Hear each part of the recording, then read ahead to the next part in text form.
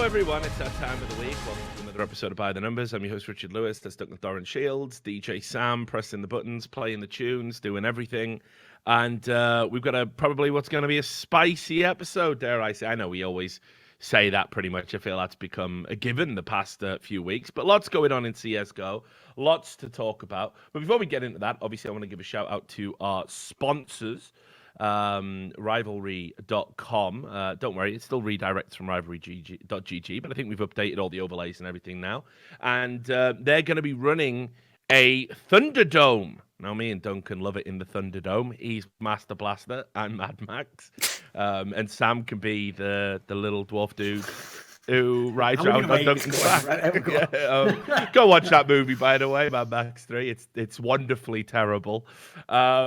Anyway, so yes, the Blast Pro series, which funnily enough, we're going to be talking about in just a moment, are up. And Rivalry running a Thunderdome. And what a Thunderdome is if you sign up, you can basically make predictions about games.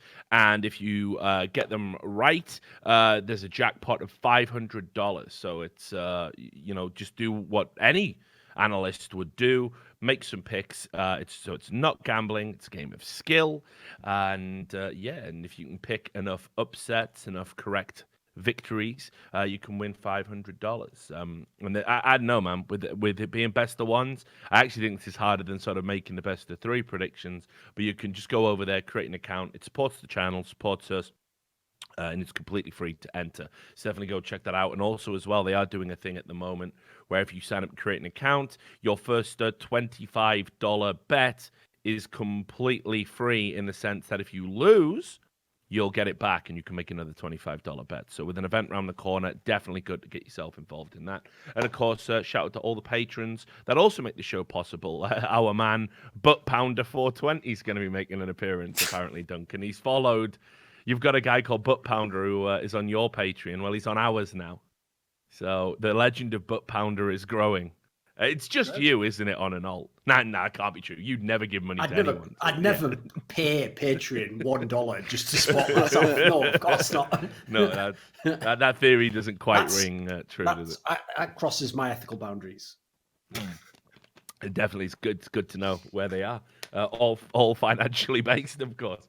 So anyway, look, man. God, I feel like we're about to get into some fucking deja vu. Because even though I want to break down IEM Sydney, sure. Are you laughing at the term deja vu? Did a French play on words come in your head? No, just the fact that like it is like, well, another episode about Blast Pro series. Because what's mad about this whole story is, like, this all just started from such a minor thing, which is that I just noticed. I mean, at this point in time, what is it, like a month ago? I just noticed, wait a minute, if you add up all the events Astralis is missing, that's quite a few early on. That in itself wasn't even that big a deal until, as usual, people tried to hit me with the PR super early on. And the problem with PR is it works to the general public. That's the point of public relations. It doesn't work one-on-one. It would be like if you went one-on-one and tried to talk to people the way like Obama did, like, we're going to... go in, it's like, but why are you talking to me that way? Like, I'm a human, speak to me like one-on-one. Like, what's bizarre is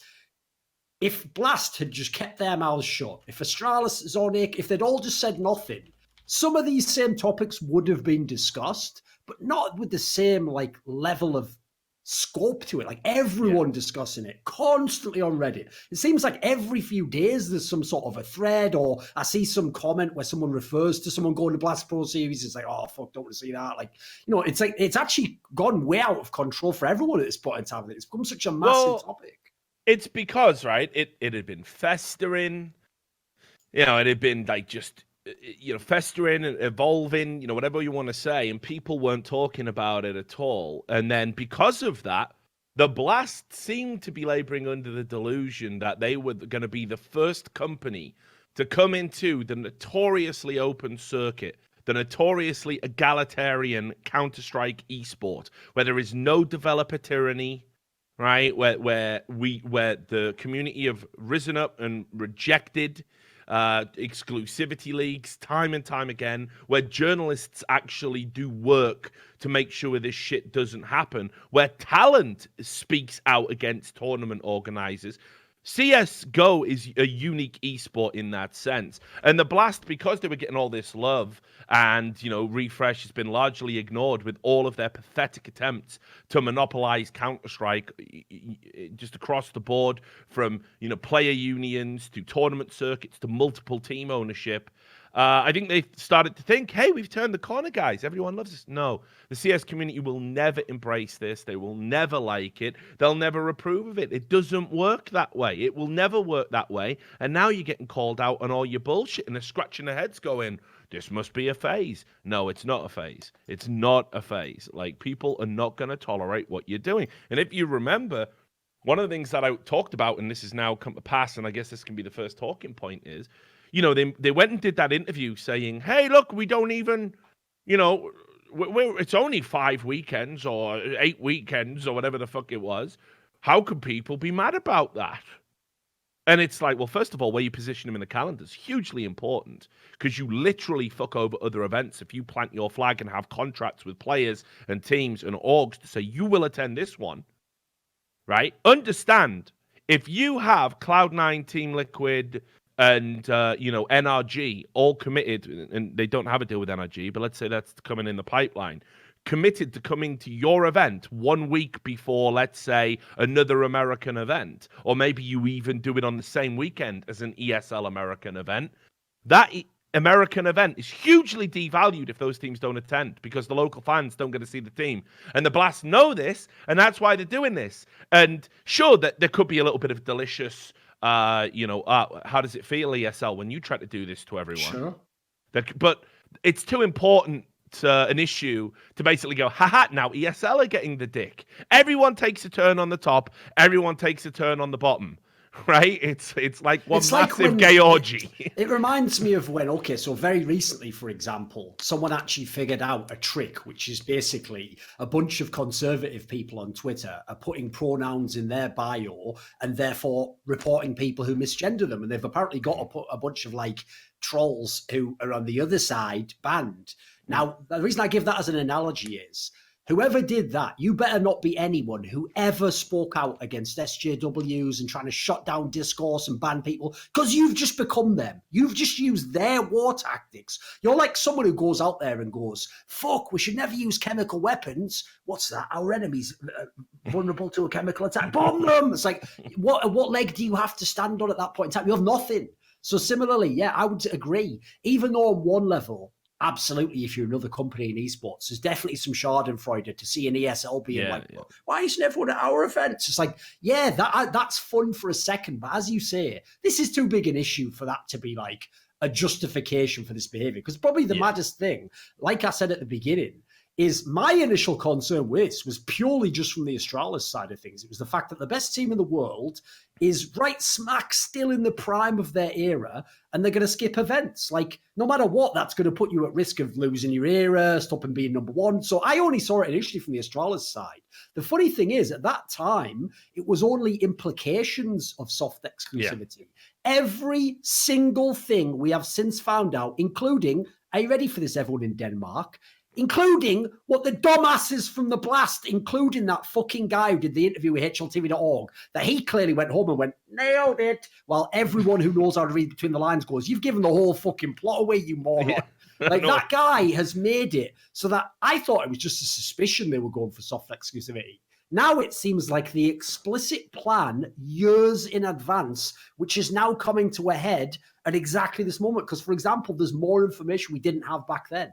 So I alluded personally that I was aware that not only was Astralis they'd already skipped Star Series, they're skipping DreamHack Masters Dallas, and they're skipping, what was the other one?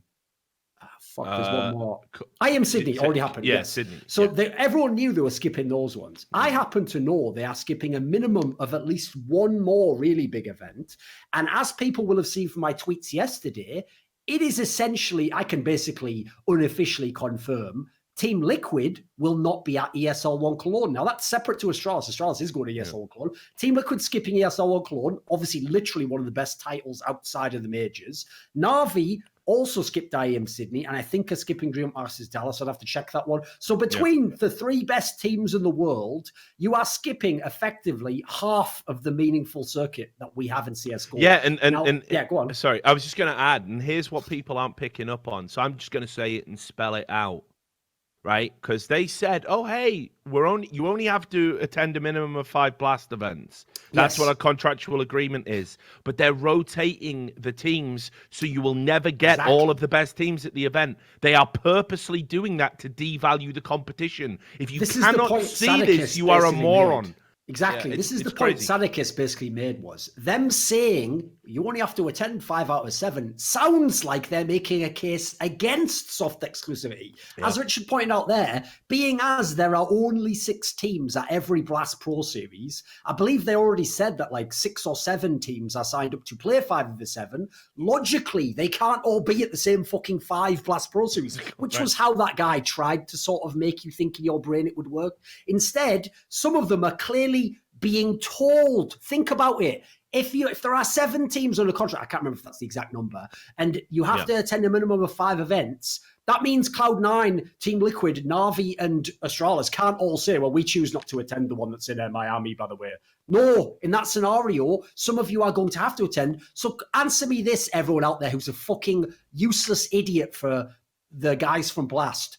Who do you imagine determines which event they get to attend? They've signed a fucking contract saying they will play 5 out of 7. Once they signed that contract, it was game over. That basically is exclusivity. It's just not I mean, the problem with exclusivity is it determines until they own everything, it'll never really be exclusivity. But it's all but in name at that point in time. You put it this way, how about this? They have priority over other events. That would be maybe the better way to explain it in people's minds. Like if they can, they might attend ESL1 Clone. If they can't, then they just won't. And now, of course, and this is the key thing as well for me, because we could have had a totally interesting discussion about exclusivity in a world where Blast, let's say all these tournaments have the same format, Richard. So Blast, ESL, Starseed, they're all identical format, identical price, but that already would be a very interesting discussion about exclusivity. But it's even worse for me as a purist because Blast series aren't like real events. So now it'd be bad enough, right, if you weren't attending ESL Clone, a very prestigious event, but you were like, you know what, similar prize money at this Blast event, good teams there, I'd have to say, yeah, you know what, at least I still get to watch Counter-Strike, right? That's probably the most egregious part of all of this. I don't get to watch Counter-Strike. And so what instead I get to see is a bunch of best of ones, a stupid show match, and then one best of 3. One best of 3. And if Astralis doesn't make the final, I get no best of 3s from Astralis for a month or 2. And the worst thing about that to me is not only do I as a fan suffer, every fan suffers, not only do I as a purist suffer, I want to see CSGO history continue, all the great storylines, but even worse, this is the area where I can't fuck with players and teams being on board with this. Because realistically, it is the teams that have allowed this soft exclusivity to take place. Oh, yeah, so I've got a bunch of stuff about that. That's what kills me, Richard, is that if this were, as I said, a tournament with a good format, then that would be the easiest way to come back at me, would be to say, well, you'll still get to see us play. We're still going to play matches. If you are someone who plays for Na'Vi, Team Liquid, or Astralis, and you really go to sleep thinking it's fine to play a bunch of best of ones only in a whole month, you're fucked up. Do you yourself not want to play Counter-Strike? Are you not enjoying this game? Surely you want to play it at the highest level against the other top teams, which to do so requires being in the best tournaments. Because at the moment, Blast literally, I said this on Twitter, it's true, format to ever feature teams of this caliber. They have the best teams and the worst format. That makes the whole thing just worse. It would already be a problem anyway, but that makes it worse because now I'm not just choosing between events and who has the balance of power. I'm choosing between real Counter-Strike and a bunch of best of ones. Yeah. And like you say, man, I mean, the format is absolutely terrible and completely skews the entire circuit in the way we think about tournaments and have to think about tournaments, which we'll come to now when we talk about IEM Sydney as well. But here's the other issue. I talked about calendar bloat, and what you do is you occupy as much of the calendar as you can at the start of the year. And Sadikis tweeted it out on, a few days ago, I think, or it might have been, technically today, but I think it was yesterday, depending on what time zone you're in. He tweeted out saying they're going to increase the number of events they run. They're going to go to 9 to 12. And if you go look at the refresh deck that's been leaked, it seems, lo and behold, they say 8 to 12 annual global esports tournaments. Says they're going to be moving into League of Legends, which explains why they bought Origin and everything else now. And I guess they've probably done some sort of deal with Riot Games, which is a fucking marriage made in heaven, isn't it, right?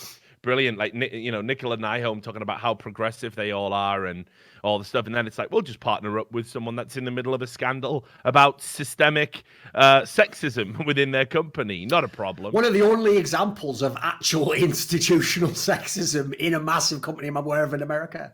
Yeah. Now imagine a calendar where there is one Blast event every month with this soft exclusivity in place and what that does to the entirety of the circuit. What that does is it kills DreamHack. They die in 2020 if this goes ahead. They're already struggling. No disrespect to anyone involved at DreamHack, and I don't want DreamHack to die. But the Masters brand I wouldn't wipe my ass with it now. It just isn't worth. It's become very much a tier 2, borderline tier 3 tournament, and that's the Masters. That's before you even get into the other stuff. Top tier teams will not be attending DreamHacks unless they are absolutely bored. And with this calendar expansion, it's not going to happen. So DreamHack need to revamp, which means money, which clearly they don't want to spend. So DreamHack are pretty much dead in 2020. Also, think about this, Richard. The craziest aspect is this as well to me. It's like when you look at all these brands out there, how is ESL the one that can't get these teams to go to their events? ESL not only runs the best tournaments in the entire world in CSGO, they simultaneously, for funsies, have a fucking leaderboard where if you win 4 of the events, you get $1 million for free. If that isn't enough incentive to attend those events, like every moron pleb out there, because the amount of people actually are standing for Astralis and Blast Pro is staggering, Richard. I can't believe fans of Counter-Strike are arguing in favour of their favourite players going and playing a bunch of best of ones over real tournaments. But they are, and one of the grounds that they argue from is same money for less days, right? Again, that only makes sense if you're here to scam everyone and not win Counter-Strike tournaments. Winning Counter-Strike tournaments is about prestige. It's not about money. It's about if you win the biggest and the best tournament, you get to be number 1. You get to have more points. Your ranking is worth more. If you win Brass Pro Series, doesn't matter if you win without losing a map. It'll never be worth as much because you only won maximum 7 maps. You only played a few maps against the top teams. So the idea that people are actually arguing the money's not that different. The money's way different. You can win $1 million extra and people are skipping ESL events. And any idiot, I know they're going to do this as well and go, well, Astralis could still win it. What they did last year was borderline miraculous, where they skipped an event and then won with, I think, 1 event to go or 2 events to go, right? That only works because they're the best team to ever play Counter-Strike. If you're a normal team, you need every fucking stop you can get on that Grand Slam to try and win it. Go ask SK and FaZe what happens if you don't win every stop you can go to. It doesn't work out. Most people, as Dupree himself said last year, he said when the Grand Slam was initially announced, the first thing he said to someone was, no one's ever going to win the $1 million. Now, he was saying that when he used to be on the 4th or 3rd best team in the world. You can't be skipping events. So that in itself is very telling that teams are willing to forego a potential $1 million for what is obviously in the short term, whatever they get from this contract from Refresh, because it's clearly some sort of a rev share or maybe direct payment or something along those lines. Otherwise, why would they be so horny to lock themselves in? Well, I mean, look, and this is the next part, right? I seem to recall a league that looked very much like what the Blast is, right? Called PEA. And it was fucking, all laid out that they were going to force their teams to go, and that everyone was up in arms about the fact that there was this conflict of interest. Players were going to be forced to play in tournaments they didn't want to. And the players basically unionized off the back of that, saying we will not be told what tournaments we can and can't play. We want that choice to rest with the players, which even though there's an argument to say that's really unreasonable. That's really unreasonable to suggest that, the players should dictate that over the people who pay their salary and contract them. I see both sides of the argument there, but the community, as usual, was on the players' side. The players were on the players' side. People who were pro-player rights were on the players' side. And the organizations had to suck it the fuck up, and their exclusivity league, which they all had TV deals in place for, didn't happen. People didn't make money, and a lot of the vampires and scumfucks that were involved in that, like pieces of shit like Jason Katz, who just perpetually rises from the fucking grave like Nosferatu to come and feast on esports whenever he wants, goes back to the grave for another 2 years until the next potential exclusivity where he can hopefully make millions presents itself again. So I remember that, and I thought, hey, that's a pretty good barometer of what is and isn't okay and what players will and won't stand for. We've established the ground rules, right? Well, no, because the players must be getting something from the Blast.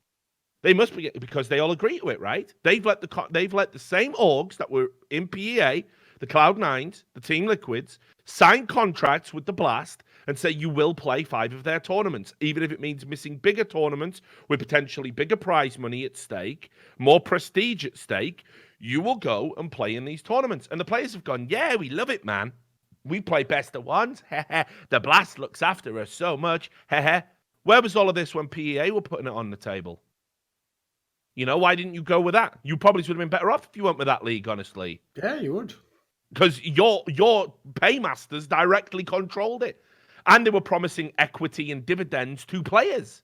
Yeah. Now, the Blast isn't promising that. Not that I know of. Not unless there's been some secret deals done in the past. Here, again, some of this is info that I was going to reveal in a video, so it would have been exclusive to that, but who gives a fuck, whatever. It's all straight fire. So the info I can reveal is that I'm actually aware of teams literally basically being told what event they're going to play at based on their contract with Blast. Yep. Where what happens is, this is another thing Blast Pro Series did that is so fucking dirty, it's unreal, is they didn't even schedule their events, Richard. Some of the events were supposed to happen and didn't, just got changed. When that happens, by the way, they don't pay anything extra. They don't do anything extra. They just tell you, I've changed the event. Not only that, they still to this day have not set the dates of that big global final that they had old Chaddy Boy bragging about. That was supposed to be the thing that would legitimize this competition. That everyone went into a global final at the end of the year and that would be the real LAN, It wouldn't be just a bunch of best of ones. Well, first of all, that has yet to be actually fucking announced when it is.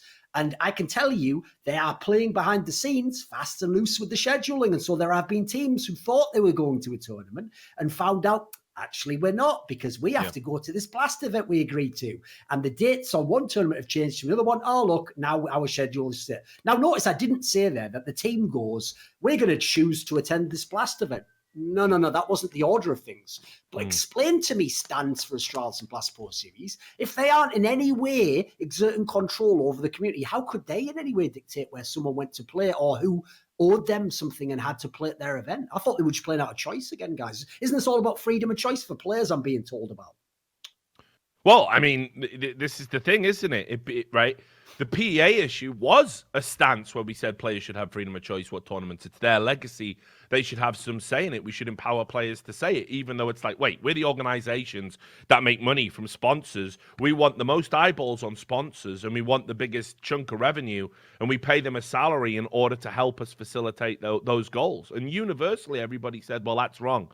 That system might be how it works in sports. And you might say, Richard, there is no example of this in sports. You play in the league that you play in. Well, no, there's actually a very famous example from the Premier League where Manchester United, a team you might have heard of if you follow football, decided to opt out of playing in the FA Cup, a very prestigious UK tournament, because the dates clashed with some global cup which had way more brand merchandising potential for them in Brazil.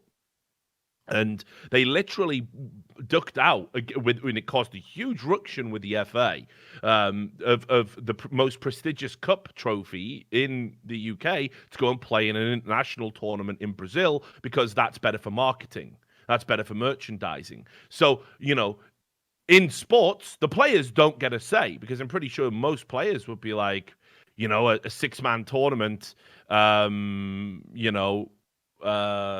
in across the world doesn't have the same ring as the FA Cup, which is historically something that we'd much rather compete in.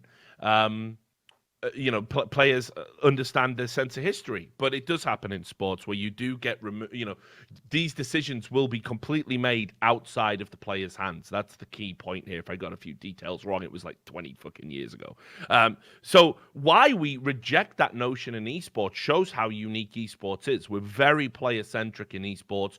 Fans are very player-centric. Pundits are very player-centric. The businesses are very, player-centric. It's completely different to what we have. Yet the players have taken all of that goodwill and just spat in the face of everyone that's given it over to them. Because when it becomes clear what the inducements are, it's going to be something disgusting. Understand that even WISA had to offer players like, cuts of image rights and stuff like that, which is all fair and all fine, and what players should be getting. Why have the players done a 180 in like 12 months or 18 months to support the same idea they were vehemently against? Notice this. Name me a single player for any team contracted by Blast Pro Series who's spoken out against it. On any level. Even just said, not a fan of best of ones, or, I know some people don't like it, but we're going to... No. They're all fucking radio silence. You can't get a peep out of these guys. In fact, I'll even go ahead and say, I find it very convenient that the Astralis players who've been very active back and forth on my Twitter account over the years, they just leave Zonic to do the talking. They don't bother addressing me when I bring any of this shit up either. That tells you a lot, because one of the great things about CSGO is players are allowed an opinion. Like if a player for Cloud9 comes out tomorrow and says, you know what, I play it because my team's supposed to, and it's where we're at the moment, but I'm not a big fan of Blast Pro Series. He wouldn't get fired. In fact, someone like me would ensure hell would be to pay if he got fired for that. So the fact that none of these people who have been famously open with their opinion, not a single one has even given their opinion, except the usual, like, we love Blast Pro Series, they are taking good care of us, haha, come watch me in the show match, except for like the basic generic marketing tweets. They just don't give their opinion on the topic. That is really conspicuous.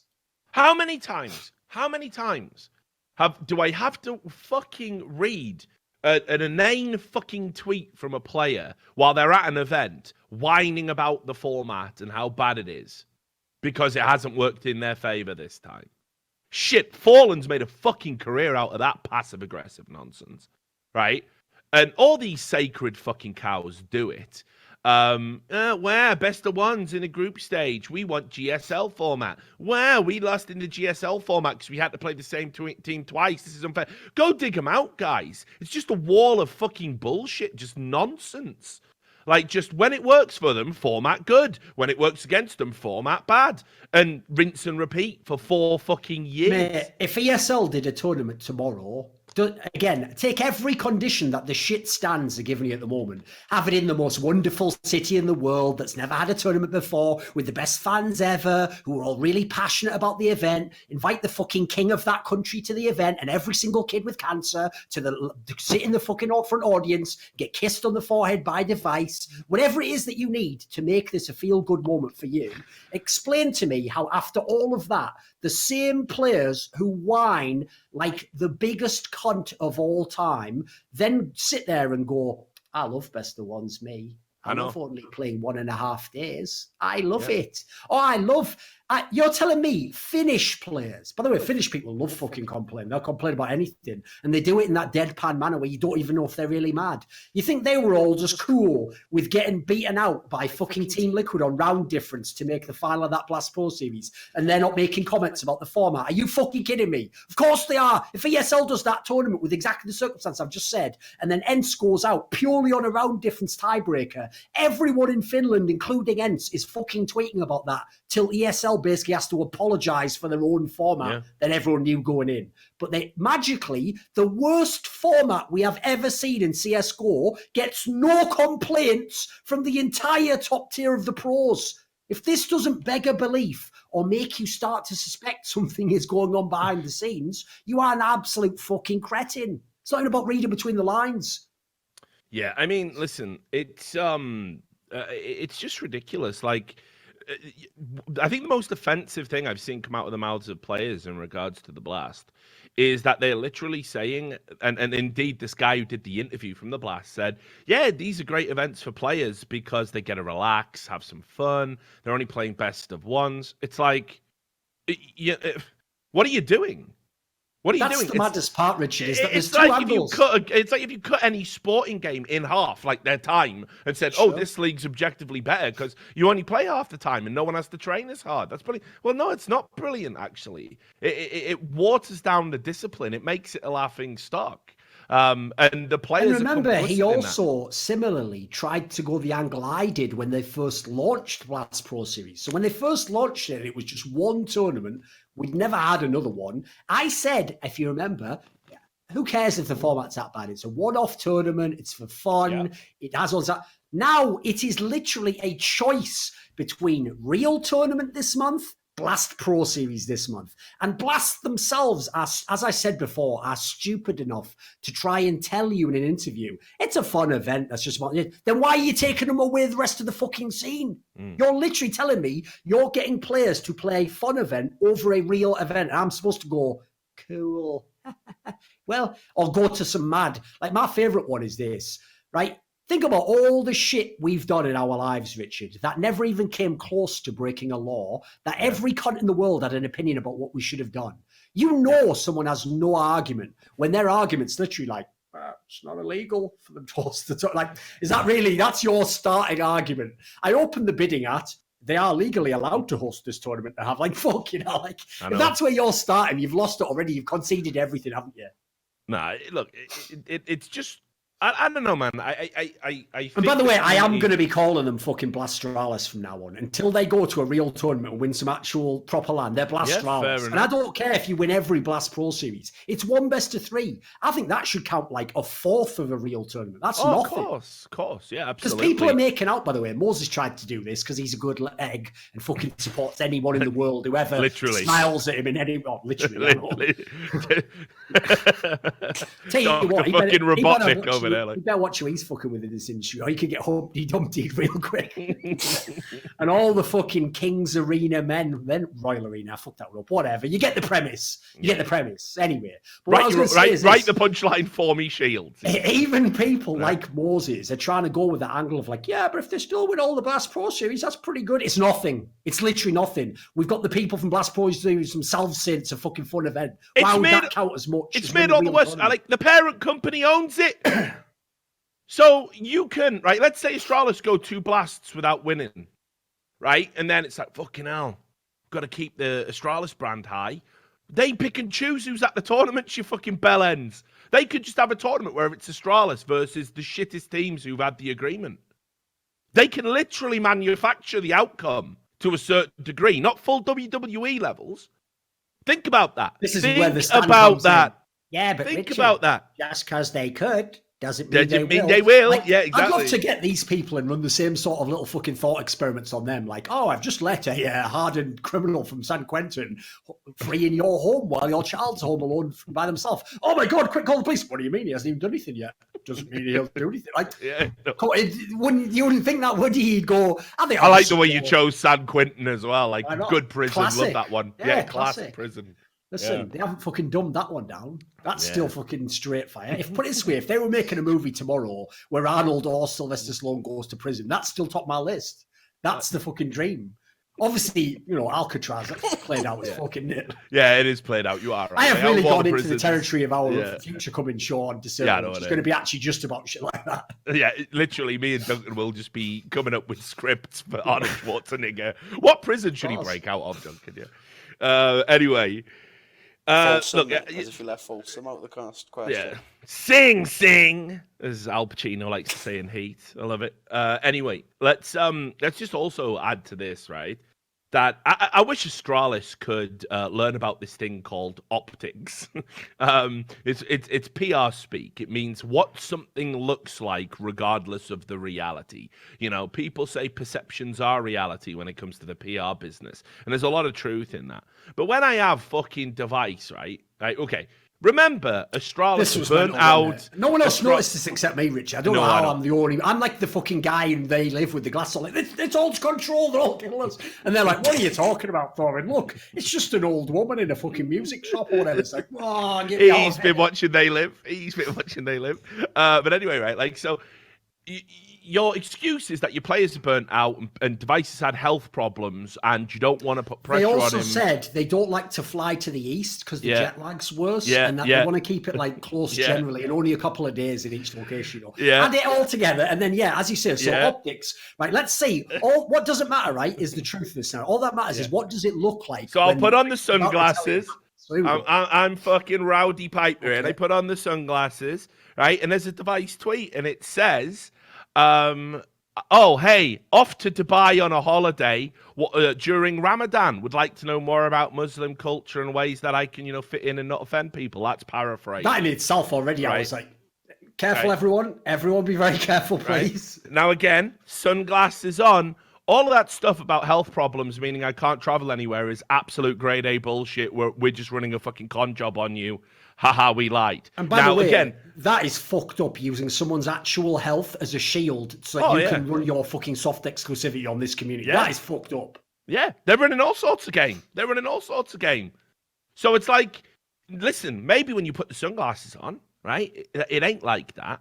And shit, man, Device is entitled to a fucking holiday, right? Of course.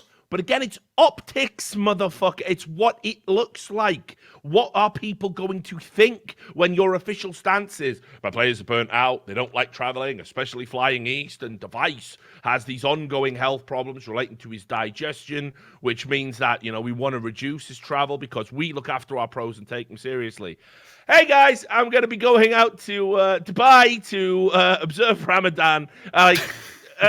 As something that specifically relates to what you eat and shit. Like, I can't. It's so ridiculous on every level. To just put that out there. It's like, don't you understand that every time you do stuff like that, this facade about what you're doing is going to fucking slip. Like, people are not going to keep saying this is how it is. Now, look, I'll also just, let's do a temperature check on Reddit, shall we? Right? Because Reddit is, for good or ill, the way you sort of check how the community are reacting. I noticed like half the front page was just me and Seneca's tweets about this topic. Yeah. And listen, as I said... By the way, one thing I'll tell you, Richard, this is just a quick aside. I totally get why those Reddit mods on League of Legends very quickly nipped in the bud that whole thing about allowing tweets on the front page, because people like me and Monty could just get on there anytime we made a comment, obviously. And so as you see in CSGO, it almost gives us disproportionate power in the community. Because it's not like I'll post my own tweets there, but they're all going to go there if it's a fucking spicy topic, isn't it? Yeah. So, anyway, right. I went there and I was looking at some of the comments. Anyway, I've just got a SMS in here, actually. Apparently, Device is just going into hyperstasis so he can travel to the Necromonger homeworld just for the next week, since he hasn't got anything else going on anyway. And plus, he only plays like 4 best of 3s and 4 best of 1s every month anyway, so he's going to knock that out if he can. Anyway, Can anyone tell him about the Necromonger religion and... Who the fuck are the Necromongers? Can't you remember? It was from Chronicles of Riddick. Is that that is what they were called. Yes. Yeah. The Necromongers, The Necromongers. Why? It's just real. It's the shit. Yeah. And by the way, that movie is simultaneously bad but good in that special way that movies can be. I mean, I don't remember watching it since it came out, and it always stayed with me that it was shit. But, I went back and watched Pitch Black not that long ago, and I'm like, how the fuck did this launch this guy's career? This movie's actually It's also not that great a movie. No, the key thing about those movies is there's something about them that's just cool enough or just interesting enough that you can get through the rest of the movie being a B movie, basically. Do you remember that bit, right, in Pitch Black, where the fly things come down and they literally carry that woman off? And she gets eaten alive, but her head's just still screaming, but the rest of her is bones. That can't happen.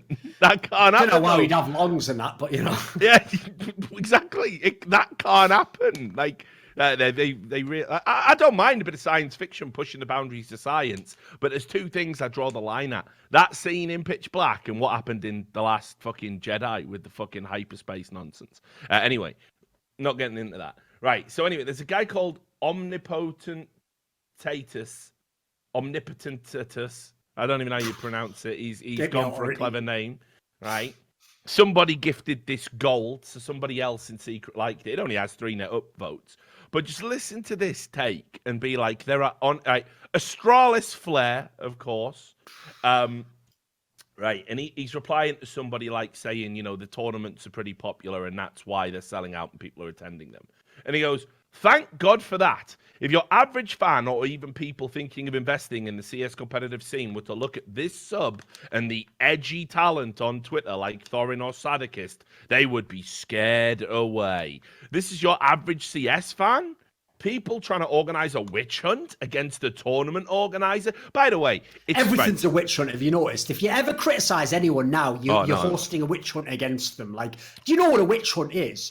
The main concept that seems to be lost about it is this: there weren't any fucking witches. If they actually had been witches doing magic, it would be totally legitimate to murder them if they were killing all the people in your community. That's the part everyone misses about witch hunt, is if the person doing the fucked up thing is doing the fucked up thing, and I call them out for doing the fucked up thing, that ain't a witch hunt, is it? That's accurately trying to stop people who are fucked up.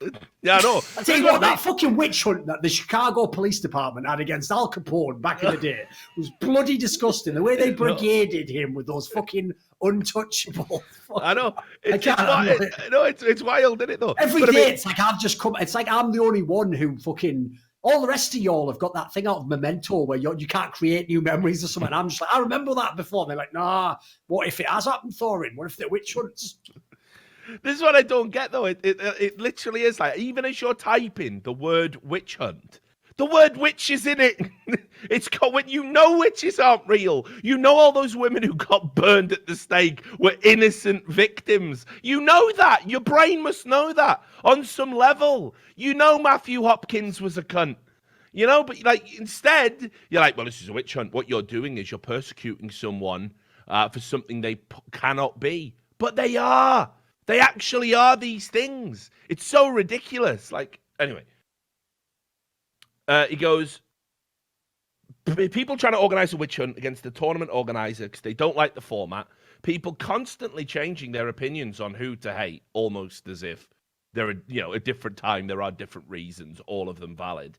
ESL, Face It, Bardolph, Astralis, Na'Vi, the list Imagine goes this guy on doing world history. Of course, everyone just bloody changing their minds on who they hate now. What was it? The fucking Assyrians first. Yeah. Then next it was Babylon. Soon it'll be fucking Rome. Like, yeah, that's all of human history in DAFCON. Things change. Things aren't just static for like 7,000 centuries, are they? We had CSGO for like 7 years or something, for fuck's sake. Looking from the outside, this sub and the community on here would appear so toxic and entitled.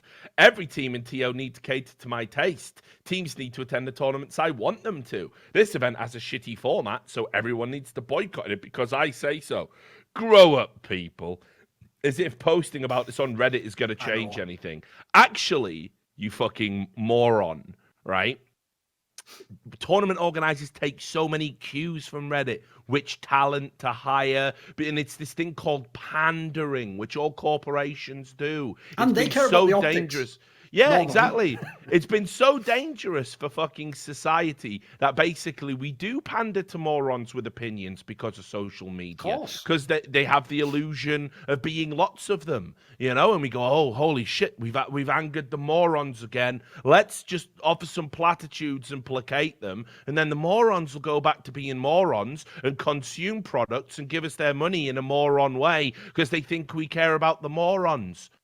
And that's the hilarious part about it. They pander to you because you can be pandered to because you're morons.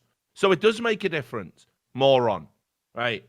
Then he goes, hopefully it won't, since I quite like Blast and I prefer it over something like Star Series. Then you don't like Counter-Strike, you sack of shit. Perhaps there's something called the Overwatch League. Go check it out. You'll fucking love it. It'll blow your mind. This isn't even like a debate. This wasn't even a questionable one where he could have pulled that opinion off. Like, that could be a hipster opinion, right? If the competition's competing was like ESL One New York Star Series, right? Then you could go, I prefer Swiss system over, you know, you could go with some angle. Yeah. This guy's literally coming out there to like fucking, you know, film aficionado group. And he goes, some of y'all out here trying to make out like the Godfather Part 2's good, when episode 7 of the 4th season of Teletubbies is my preferred. For sure. It's like, we'll just get out of the class then. You aren't welcome here. Do you understand that? Like, this is a group for people who love movies, or in this case, real Counter-Strike tournaments. If you indeed like a bunch of best of ones, then piss off. And normally, I don't like to be someone who's, you know, like gatekeeping, but I'm going to go ahead and gatekeep against morons like that. Right, and then he says, in other words, you people rioting on this sub. Like, it's always that as well, isn't it? Yeah, like, if I make a tweet like, I don't like the way this is, the tantrum he threw on Twitter. I know. Mate, you'll know He's having a meltdown. He's having a meltdown. He's expressing an opinion that I disagree with. He's the one having the meltdown. Like, fucking listen to yourselves. Like, you're gone. Like, you know what I mean? And so you people rioting on this sub, you're yelling and hating on something in an echo chamber. It's a pretty 50-50 split, you daft. Why has he got all these terms? It's like, and you're in the echo chamber. If it was an echo chamber, you couldn't post your bell end. Oh, here's the thing. He's got his bingo out, hasn't he? He goes, right, witch hunt, echo chamber. It's like, fucking hell. You don't know what any of these terms mean. Are you aware of that, right? You don't know what any of these terms mean. At this point, at the end, if you even actually address his points, he'll just be like, you're just arguing in bad faith. Then just walk out the room or something. And then the first person who agrees with him, he replies with, yes, queen. And that's the end of that. Mate, we should just go evil. Maybe that's the approach. Maybe my problem is, because in CSGO, I know that actually optics are king and you really can sway public opinion. And you might, if you do the right move, get what you want from swaying public opinion. I should just go the other way and be evil. I'm going to go full Tatiana McGrath. I'm going to make a fucking account like Thorin Inverse or something. And I'm just going to do stuff like fucking take like any comment by Nicola Nyholm and be like, yes, slay queen. So, just do that shit, innit? Just go that angle. Why not? And then just people outside this echo chamber aren't going to take you serious. It's just mental. Everything's a witch hunt. Everything's an echo chamber. Everything. And remember, by the way, right? So this is probably the craziest angle. When Blast employees say things about Blast where they're actively trying to make you like Blast, they're just doing it honestly, Richard, and for the genuine intentions that they've expressed. They haven't got any sort of secondary reason or ulterior motive. When we, people who literally will not in any way financially gain from Blast Pro Series hosting or not hosting events, speak out against powerful people in the industry who could literally damage our livelihoods, we're doing it for some sort of fucked up reason as a witch hunt, circle jerk, echo chamber, pointless, like, angry tweets, tantrums, every single, you know what's how massively disingenuous the way this guy characterized everything we did is in this kind of scenario. Like, what does this person actually think is a reasonable response in that case? Like, I've already pointed out, everyone else in the industry, including people I know behind the scenes don't like this, is just staying quiet because they know it doesn't gain them anything to say something. Why would they want fucking Blast Pro Series to be pissed off with them? Oh, exactly. It's the same shit, man. Remember, when we were criticizing ESL, we were being paid by Faceit. When we were criticizing Faceit, we were being paid by ESL. Now we're criticizing the fucking Refresh. We're being paid by everyone. You know, look, you have to understand. Like, I'm at a point now where I'm free from all this bullshit. You know, and you are too. It's like you said, if you never attended another event, it wouldn't bother you at all because, like, you know, it's not even the work by which you will judge your own legacy. It's not even the thing you care about. I always tell people it's a side thing. I've never considered it my main job in esports. And in fact, this is true. If I never got to do another CSGO event at all, you know what? There's probably a couple of them I might have looked at and gone, really? What? I wasn't even on your radar for that. But generally, I would be entirely at peace. I've done something like 6 majors. I've done like 50 plus events. I've done most of the really, really good events. It's only really the majors I look at now and go, fuck, you got to be at that. The only reason. It's not the end of the world. There's enough quality talent now. They can replace me. It's no problem. I don't see an issue. The only reason that I would even consider going back to an event is just to show all these idiots who think I've been pushed out the scene and don't legitimately get offers every time there's an event. Just to show them that I can walk back in anytime I want and no, you idiots didn't fucking force me out. But it's just not worth the stress. It's not worth the headache. It's not worth the fucking death threats and all the nonsense that comes with it. I only took the fucking TV job because I wanted to prove that I could do it. I wanted to prove that a working class guy from a fucking council estate in a shithole part of Britain could work his way up to American network TV. Did that, proved it, bored now, next thing. That's how my brain operates. And, I'll be working on other projects and trying to push that. Now I'm building up, can I build a brand from scratch as a tournament organizer? Done a pretty good job of building up the WSOE. So again, I just keep proving I can do these things more to myself than what the fucking community think about me. That's the juice, not having my 15 minutes by being on a camera and having a Reddit thread. Should we just take 5 minutes to say how great Richard Lewis? I don't give a fuck. I don't give a fuck about your opinion. Like, your praise is as worthless as your criticism. And if I didn't believe otherwise, I couldn't do what I do. So it's like there are some people who really need that in their lives. I talked about that before, the talent trap, where they're endlessly tweeting nonsense.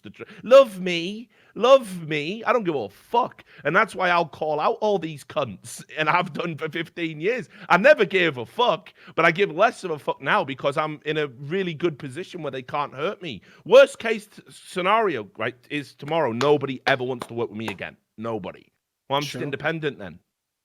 Also, I just make money that way. I can do that now. When I made the point before, like, I get why Astralis players or why people in the teams or the Blast Pro Series would come out and stand for Blast Pro Series. They have obvious incentives to do so. The ones I don't get are people who claim to be fans and yet are basically arguing against everything they love and want to see on some bizarre basis that either they don't like you and me, or they really love Blast Pro Series Refresh and Astralis. Because one of the other angles that really boggles my mind, I've always thought the most fucked up thing about esports compared to any other space I'm aware of is even though some people, for example, okay, I'll give you a great example from where we're from. So in English football, yeah, you'll get a lot of people who the sentiment is like, oh, fucking yeah, the Sun's scum, like a lot of these tabloids are liars. Yeah. But they still read the tabloid for the news. They still read the latest news, and they still obviously enjoy getting news and information.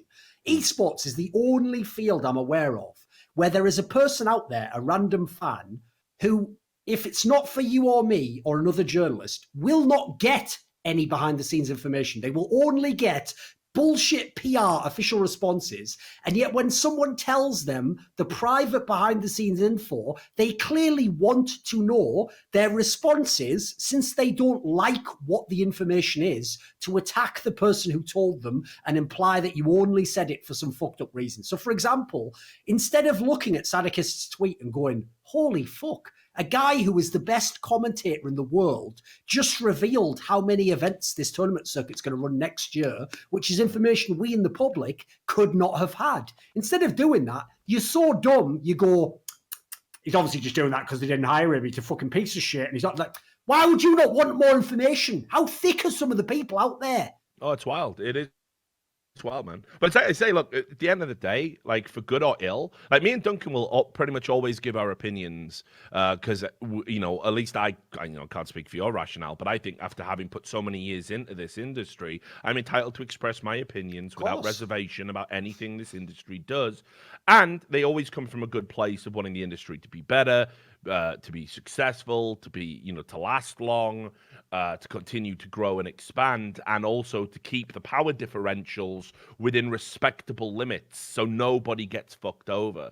And my entire career points to that with the journalism work I've done, with the YouTube videos that I did, with the stuff I've exposed, with the general opinions and general stances I've held, not to mention countless instances of helping people behind the scenes that literally will never be publicized because who the fuck needs to do that? It's like tweeting about how much you gave to charity. It's gauche and sort of pathetic.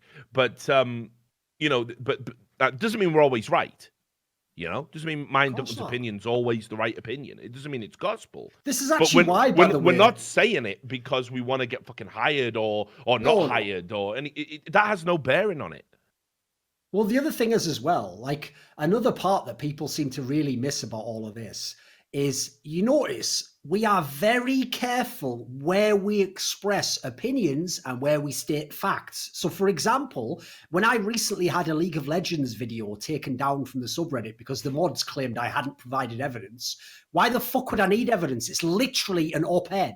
That is literally what I was doing there with my video on my channel. Like, I wasn't doing that as a report. I wasn't claiming that I would go to court and fucking defend opinions said in that video as facts and claim to have the evidence. I never claimed that whatsoever. I'm very careful about when I say I know something as a fact. And when on this show, I said, for example, that I know behind the scenes, but not something I published a report on, you'll notice, about two teams skipping events. I knew about that, but it's not something I'm going live with because it's not something I have. And there's also the risk of it becoming a self-fulfilling prophecy, right? Course, where if you say, or rather an inverse self-fulfilling prophecy, you say these things going to happen.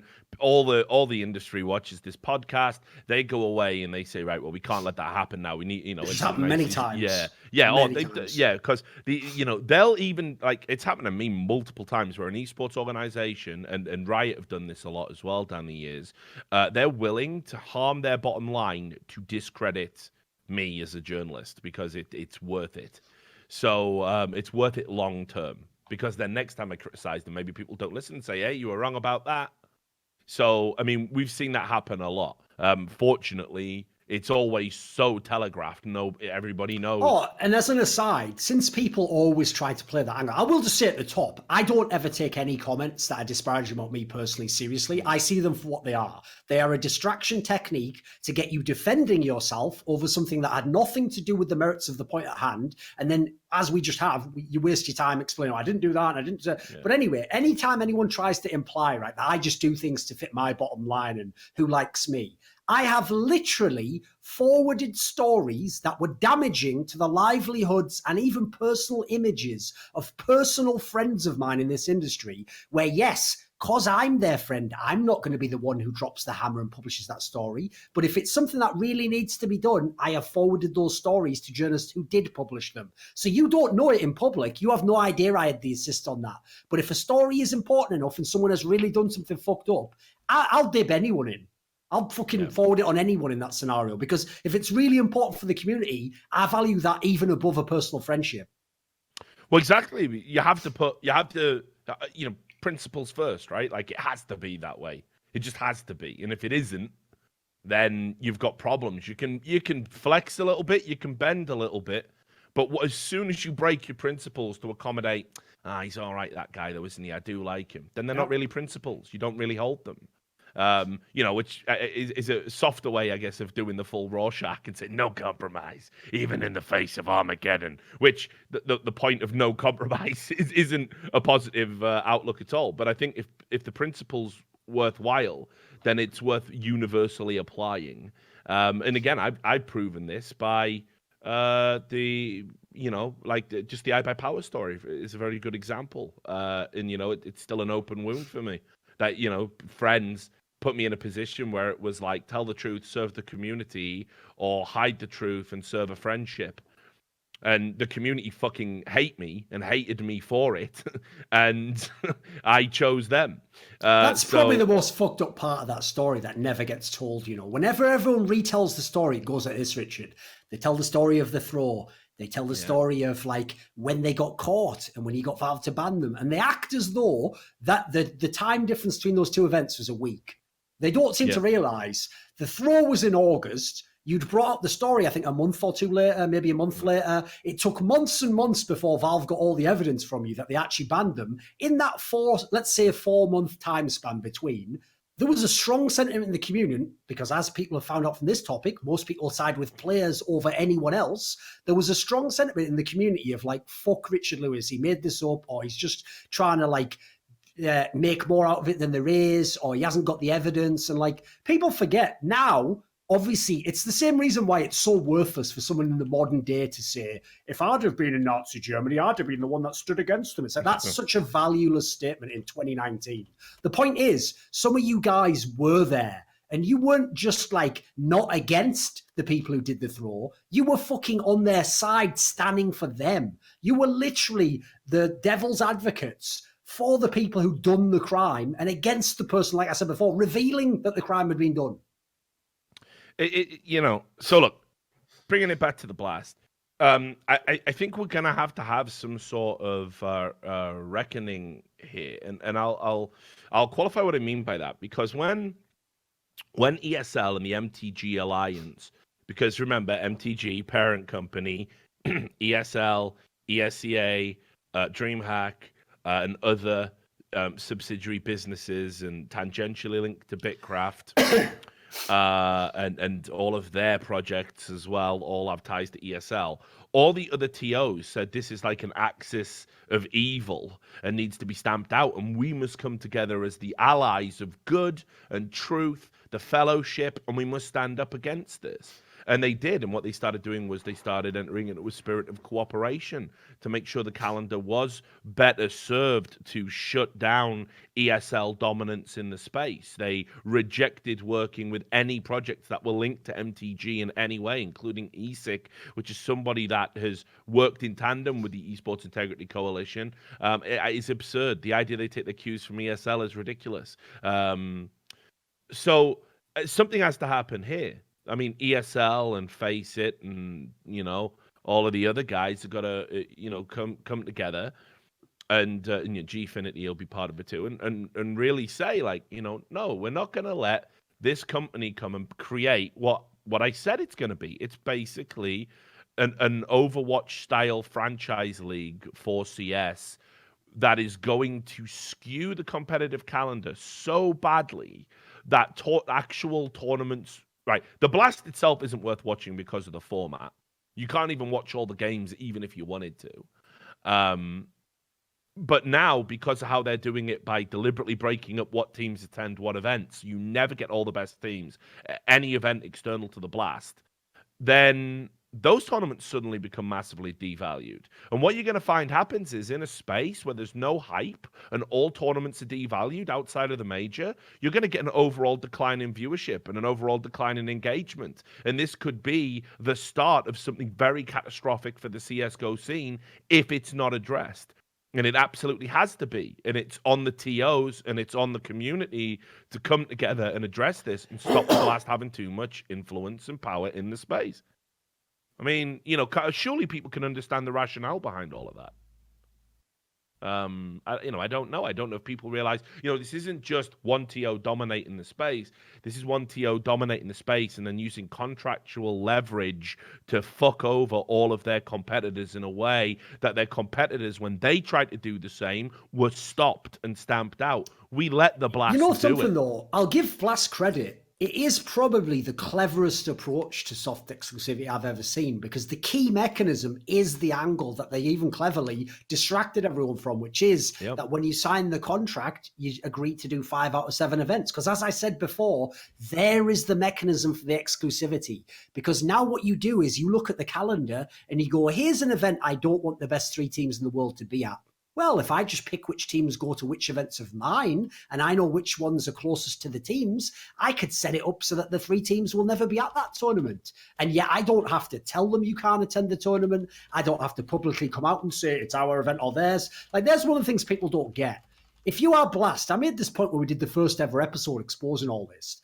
Unless you literally have the entire thing banged to rights, nailed down, and no one can beat you, why would you ever admit exclusivity is your goal, even if it was? That's the equivalent of the guy not just fucking spoiler for the end of the fucking Great Escape here. That's like the equivalent of him not just walking out, but going, I'm escaping now. I'm going back to England. You'll never catch me, Nazis. Like, you don't do that until you're off the fucking bus, whatever it was, do you? You don't risk it, do you? It was a trade. It was a trade, I believe. Yeah. Spoiler for a movie from the 40s or something. Yeah. No, it would be the 60s, I think. Yeah, it was a good movie. Good movie. Steve McQueen.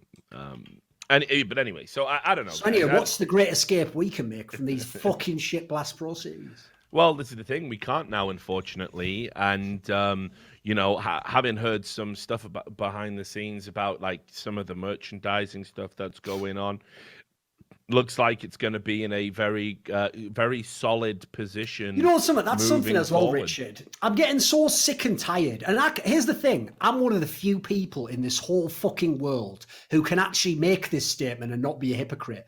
I hate people who choose money over the things they actually care about in life. When it's a real choice between like, how about I'll give you 80% of the money and you do all the things you really care about, or I'll take almost all the things you care about and I'll give you 20% more. Anyone who takes that latter deal to me is fucking scum. So I can't believe the number of people who are literally willing to just say like I say, the pro players as well. Like at the end of your career, if someone goes, right, well, Thorin's doing his top 10 players of all time, that's weird. This guy who's 7th just won a lot of Blast Pro Series events. He doesn't seem to have a lot of like ESL 1s on there and stuff. Guess his career just wasn't that good. And then I say to that player, so was it worth it then? For a few $1,000s, was it worth giving up playing in the equivalent of the NBA finals and the fucking playoff? Was it worth giving all that up? The main thing you played for, the reason when you were 15, you kept playing and skipped your homework and went to that fucking land, was it all worth it? So at the end, you could go, hey, joke's on you, I get the same money for playing one day. Why would you want to play one day? This is your dream job. This is the one thing you want to do. I don't get it. I just don't get it. And like the money isn't even worth it. That's the worst thing. If they were paying you $10 million each retainer, I'd get it. I'd go, you know what? I'd never do it myself. But if you're someone who only cares about money, how can I fuck with it? The saddest thing about esports is people will fuck over other people in esports for the kind of money that's gone tomorrow when you buy a pair of trainers. It's fucking depressing. Oh, yeah, man. It really is. And like I say, I think, you know, we'll touch on this again when we get to IEM Sydney. It's like there is this still a pervasive sense from some of the players that it's get what you can while you can, rather than sort of holistically talking about a legacy and talking about, you know, and with the influx of money that's come in and the increase in salaries, I do think we've lost a little bit of the attitude about competition being the primary factor, the primary metric of how you should value your own career.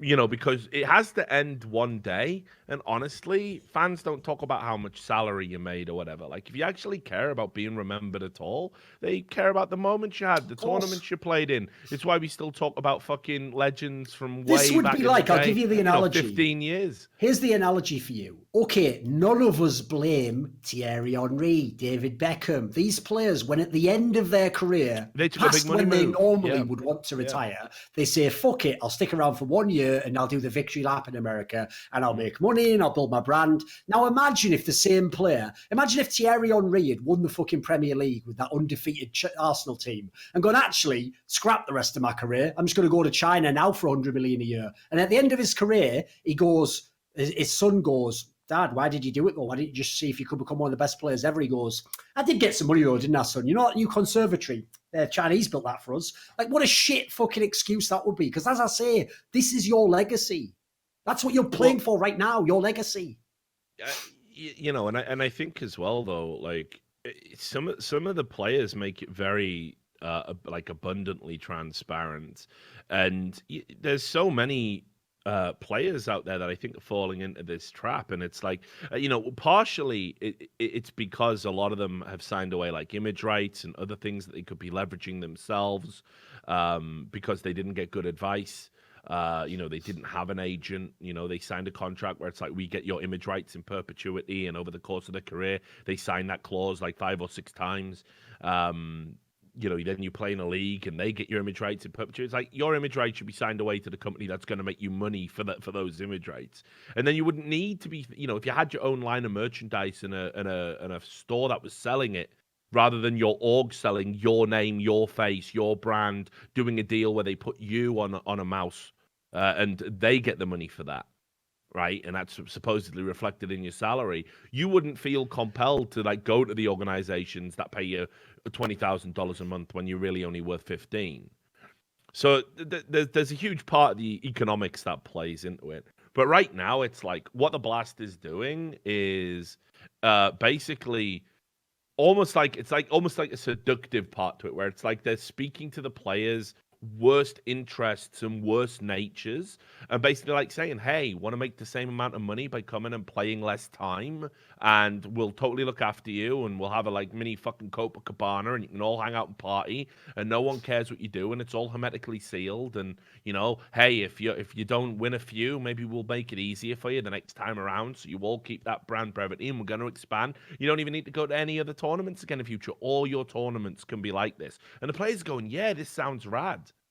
It's like, I'm pretty sure something's going to come out where they've been getting inducements, not bribes. I don't want to call it that. That suggests an illegality and an ethical component to it. But the players must be getting something, because players were outraged about this in the past, and it's becoming the norm.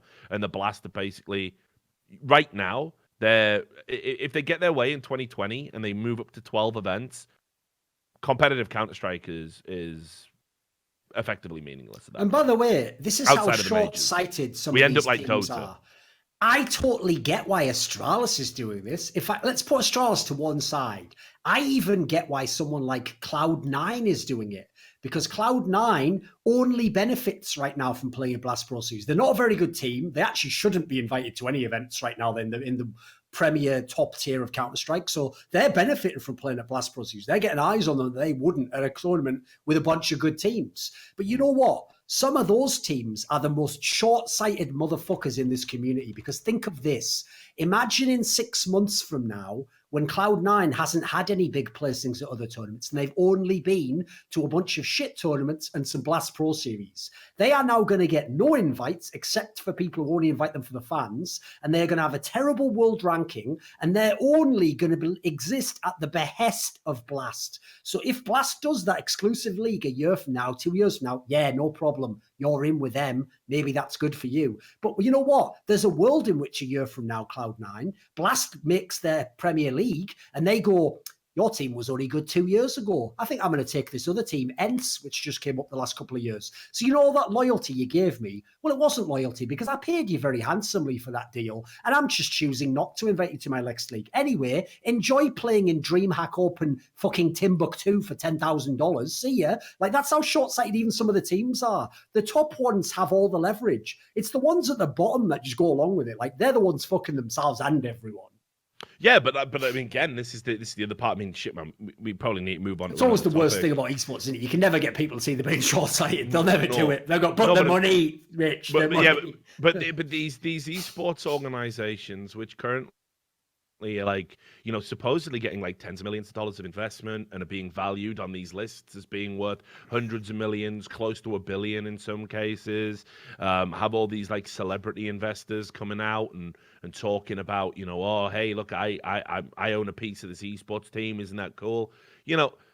Why then are you doing these weird deals where it's like, just to get a little bit of money back, you're taking like probably tens of thousands of dollars to agree to exclusively send your team to these events? I mean, if Team Liquid isn't entered into this contract with the Blast, and the events devalue your world ranking. Yeah, Steve Arhenset literally said to me like that he was going to keep spending and keep doing what he had to do to get that CS:GO team #1. In an interview I did over Deserto, he said he believes this year's their year.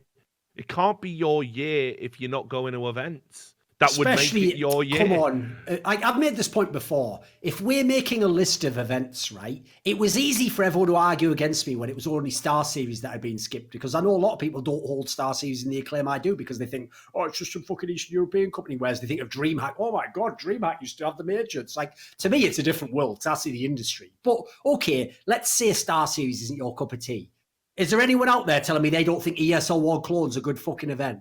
It's the only event I'm aware of that the second it stopped being a major has every year been asked that it be a major again. And most people consider it the best and most prestigious title outside of the majors. In fact, with its format now, you could even argue it's better than the majors. So the idea you're going to willingly skip one of literally basically the third best event of 2019, and then you're going to tell Richard, oh, I'm all about winning and making my team #1. I'll do everything it takes to get #1. You won't. You're a liar.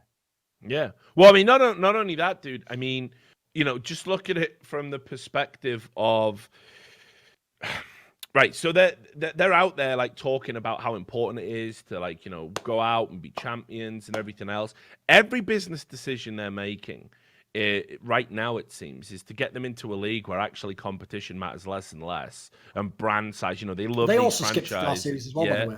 Yeah. They love that. Now they'd rather play in a league where they get paid to play rather than play in the most competitive competitions. I can also tell you firsthand from my time in WSOE that when we organize tournaments and we reach out to some players and rather some teams, orgs are basically saying they want an appearance fee to compete in a lesser known tournament. Sure. Right, and it's like, well, that's in most cases it's higher than the prize pool. So. By the way, you know what's also really weird about this whole thing? This also just shows how full of shit players are. Because one thing over the years, that's a famous sentiment, you'll have heard it at times in esports before, there are players who've never won a championship before, right? And famously, if they come second, they'll make a comment like, fuck the prize money, I just wanted the trophy, I just wanted to win, I'd give anything to win. The normal player sentiment went the opposite to what we're currently hearing from players, which is they would rather win ESL Cologne over WESG, which probably has 3 times the prize money. Of course, they'd rather have the title on their resume and their legacy, wouldn't they? They'd rather be a champion of all the biggest tournaments. So the idea the same players are now going to turn around to me like some naughty school kid who's getting away with not doing his homework. Like, look at this story, and I'm getting the same money for just playing one day. Why would you want to? Why do you win in that scenario? The only person you tricked is everyone who's a fucking fan. And I think this is good shit. Yeah, and the best part, right? These guys are now getting ousted. Like, look what happened to Noah Winston over at Immortals. Like, when we did that fucking story in the last episode, we were talking about what went down in Immortals and the rebranding and the money. Well, Noah Winston ain't part of Immortals no more. I suppose we're going to be told that was all, some like a willful, mutual decision. Right, but he got fucking got. He got how many times? Look what happened. Even Hector, a smart, savvy guy, was like, right, for the most money, I give away a 51% stake, so I'm still on the board and I still get a pretty big say. Well, look what they've done to your brand. Look what they're doing to your brand, and now Infinite are looking to sell for 150 mil. Oh, and by the way, asset flip the fuck out of you. Consider this if you're a pro player. Let's say you play for a team that currently has a deal with Refresh. Good luck if you leave that team. Like, if you play for Cloud9, you better be going to Team Liquid, otherwise you're not in the Refresh League anymore, mate. That massive league in 2 years that they're going to tell you is going to have televised, have millions of dollars. You won't be in that league because you're not in the team that has a deal with it. That's what I think people never understood. It was always the ultimate argument, in my opinion, against the LCS and against the Overwatch League. And somehow, Richard, I'm the only one who ends up fucking making it, despite the fact everyone else in the community tells me they're there for the health of the scene. So the same people who try to brainwash you that it's fine that the League of Legends world champion never won that much money because every pro player made a salary. Remember, that was the angle they went with. Yeah. So they implied they cared about the little person. None of them ever cared about the little person because they were fine with the LCS launching with 8 teams and everyone who's not in the top 8 teams in NA just being, well, fuck you, walk, bitch. You get nothing. You get a, $100 salary? You get nothing, basically. You don't have a career. That's what's going to happen to pro players. If you think it's bad already in CSGO, imagine if there was a league that had the 10 best teams, and that is the only place the 10 best teams played. That means, for example, right now, NRG, who I think was ranked number 11 recently before IEM Sydney, NRG just wouldn't be in that league. Sorry, mate. Doesn't matter that you could beat someone in that league, that you could place top 4. You're not in the league. You don't have the deal. Again, WWE-style business aspects are coming over the top. Fuck, how's that got on my camera there?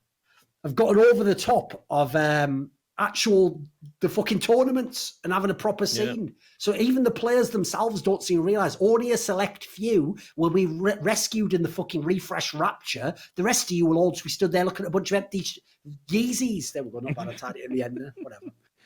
Right, but and just so people realize, it was the Noah Winston news was downplayed, which was why we missed it, because it happened on the day that when they made all the announcements. Right. And it's like, this is how you bury bad news, because there'll be a lot of people who perceive it's a bad thing. And it's clearly, again, from reading between the lines, it's been an acrimonious split. The ESPN report says Noah Winston has stepped down from his role as executive chairman, which is what he got bumped up to about 5 months ago from CEO, which he was given in December after former Immortals president Ari Segal succeeded him as CEO. Winston declined to comment on his departure. And then Segal, his replacement, or rather someone in the managerial process who replaced him as CEO, says Noah is a significant holder of company stock. He is no longer with the company in an official capacity, but I actually talked to him Tuesday. The startup experience is turbulent. Esports is a tough industry, and our company now is a mature operating business. I very much appreciated that Noah tapped me on the shoulder and felt I would be capable of leading the company in this next phase. He's not in the office day to day, but is an important shareholder, has every desire to succeed. What that means is, right, he brought in the people who backstabbed him out of the company he built, which is what happens in corporations when you start talking about tens of millions of dollars instead of tens of thousands of dollars. That's what happens when you play with the big boys. It is real life fucking Game of Thrones. So let's not fucking pretend that was fucking, not acrimonious or whatever. And this is going to happen to all of these organizations, by the way. Yeah, you got your tens of millions of dollars now. Remember, they're going to force you out. Right, and all you're going to be left with is your stock, and you're going to have to look at the fucking baby that you built up, get fucking run by a bunch of morons from big business who know nothing about this industry and create things like Optic India, like that's a fucking good idea that's going to fucking work, without knowing anything about Counter-Strike in India, right, or even like esports in India or anything else. Right, just because, hey, we should expand into India. They make lots of billionaires out there because of their strong economy. Yeah, what do you know about the esports dollars and cents? Oh, we know nothing about that, but if we just create it, surely it will work out. We're smart. We succeeded in mobile phone apps. It's sort of the same. Go fuck yourselves with that arrogance, you fucking moron millionaires. This is a specific, specialized industry. You don't just come in and turn a profit. It's why all of you fucking fail on a long enough time scale. And the fact that there's more and more of you now, one or two of you might get lucky. The rest of you are just burning through VC cash and chucking enough shit at a wall and hoping some of it sticks. And deals like this are reflective of that fucking cancerous thought process. Oh, let's all get exclusive deals, more money. Yeah, but it actually kills the game you make the money from. But we will make more money, not when the game is dead, because how will you make money from the game when it is dead? We will just move to another game. What if there is no game that is proportionately profitable in the same way this game is and offers you the same opportunities? Because games developers all think they're the fucking lord of the fucking realm and we're all their serfs who have to fucking play in the mud while they come out and occasionally grace us with a declaration of what we can and can't do. We'll just do exclusivity deals with them. They will not cede power to you. They're already millionaires and billionaires. Nope, I don't think you know what you're talking about, Richard. There will be no Armageddon in the esports industry as long as big businesses that know nothing about the industry are set to run it and games developers hold all the cards. This totally couldn't implode the entire industry. You're an idiot. Brilliant. So I'm glad we're all there. I'm glad we're there. That's the fucking page we're on. And we got about 1 or 2 years to fucking avert this, or we're literally, it's not about a bubble bursting, because it'll be profitable for games developers. It'll be profitable for a few of the billionaires who just happen to place their chips at the right spot on the table. But for all of the grassroots organization, for all of the bottom tier of esports, for all of the talent and the people that create content, even most of the players and the casuals, you're all fucked. This thing we built, it won't be recognizable anymore. So think long and hard next time you read a fucking article about, yeah, we've got to evolve and we've got to mature and we've got to get rid of people like this and introduce people like that. Think about that. Let's talk about Valve.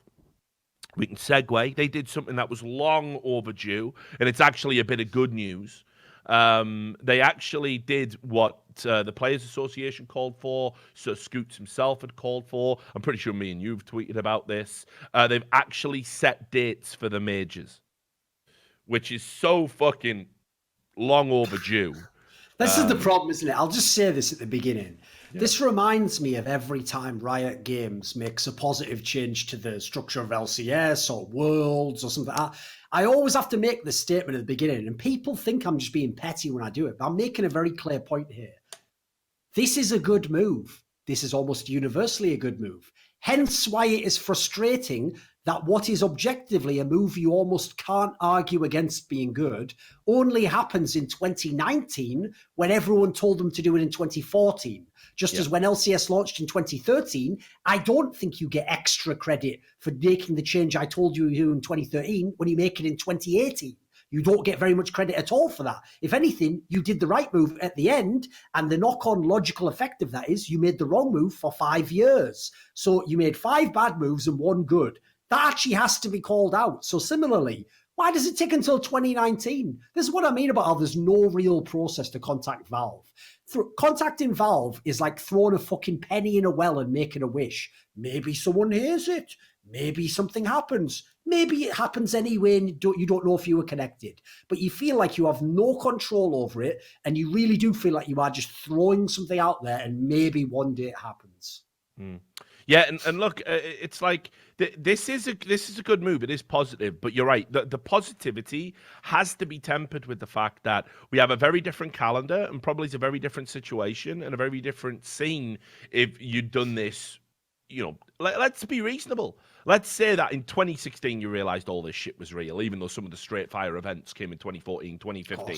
Let's say it took until 2016 for you to realize that what we had here was really special. And I don't understand. This is the thing that really blows my mind about it, because by doing this, it makes the process so much easier. Like, why wouldn't you want to make it easy on yourself as Valve? Why wouldn't you want to do that? Why wouldn't you want to have the dates put out? No potential clashes, no backlash, no nothing. More time to get fucking sponsors in place for your tournament organizers. More time for you to plan announcing products. Maybe CSGO gets its own fucking card game that'll bomb. I still think the craziest aspect of the fact it took until now to do this is that Valve was literally fucking their own partners up the arse with the circuit. Because, for example, you can read between the lines on this one. It's pretty fucking obvious. In 2017, ESL clearly came to Valve and said, our pitch for the major is ESL 1 Cologne, like it has been every other year. We have already booked the whole venue out, and we will definitely be doing an event there. Valve decided, sorry, we've gone with PGL Krakow about a week fucking after your event. So not only did ESL have to maintain the fucking deposit they'd put on that massive Lanxess Arena in Cologne, which they would have been hosting for a major, and then they had to presumably scramble, get people who could pay all that prize money that Valve would have done. Like, Valve literally fucked ESL on that one. I don't care whether ESL doesn't want to say that because the optics of it, or Valve might get mad. They clearly fucked over one of their main partners in this game. So even just for the sake of the health of the scene, like, there are a million arguments in favor of it, and I can barely think of one against it. And listen, it's a hugely complex relationship when you start talking about ESL and Valve, right? Because, remember all the shit fucking ESL pulled in relation to Dota with that Facebook, which, I've seen Slasher say, according to Valve sources, they weren't happy with the Facebook deal. We can all read between the fucking lines. It doesn't mean it's a source. I doubt that very much, given how fucking tight-lipped Valve are with people who've worked with them for fucking years and actually know who they are. But anyway, neither here nor there. Obviously, they made it very apparent when they released a statement saying, we want our tournaments to be on a streaming platform of the community's liking. That is obviously a reference to the Facebook deal and how poorly received it was. So that relationship is very complex. ESL dropped the ball on a bunch of stuff. Like, if you're forcing Valve to come out and make a statement, let me tell you how loath they are to do that on anything. Think how long it took them just to put into place, like, if you fix matches, we'll probably ban you from our tournaments. Like, that's how long it took for them to have a definitive. It took a huge cataclysmic scandal for them to make a definitive ruling on it. And that's just how it is. They don't like having to get involved. They want to sit back and count the money and watch scenes grow and then use the data to put into other projects. That's how Valve operate. So the ESL-Valve relationship is very complex. But I'll add, I agree with you. I think what they did there, you have to wonder if it was a little bit spite-oriented based on things that have gone on. And straight up as well, I know Valve didn't like the idea of the exclusivity league, and it was news to them. Like, put it this way, if you're a fan, I know you're thinking to yourself, what's the big deal? You didn't get the major. Mate, sometimes I can't change a fucking restaurant reservation 24 hours before. You think you can just go to the people who lend out the arena and go, actually, you know that arena I booked out a year ago? I don't want it actually, so can I have all my deposit back? And then you know what they're going to tell you? No, that's why it's called a deposit. I keep that money, which is probably hundreds of thousands of dollars if you know anything about fucking arena events. I'll tell you what, actually, this is a side topic. Yeah. I don't know if you saw this on Twitter, but on Twitter, who was it? Who said this? I think it was maybe that guy Knoxville from Dota 2. It was him or someone else. Oh no, it was a guy called Pimp Muckle. He was like some fucking observer or something. Yeah, no, I know Pimp. He did a tweet where he said, you know, which of these 4 options would you guess it costs to run this major in Dota? And all I'm going to tell you is this: even though, thank God, the majority of people did vote for the highest option, €1.5 million, there was something like 40% of people were voting for like under $1 million to run a major. That's how far off the public perception is of how much these events cost and how much you make from them, from the actual reality. Like, people don't realize a massive event like ESL1 Cologne, that is big fucking money. And by the way, if you fuck up enough of those, maybe just 2 or 3, you might have just ruined your whole business. Your business might be done.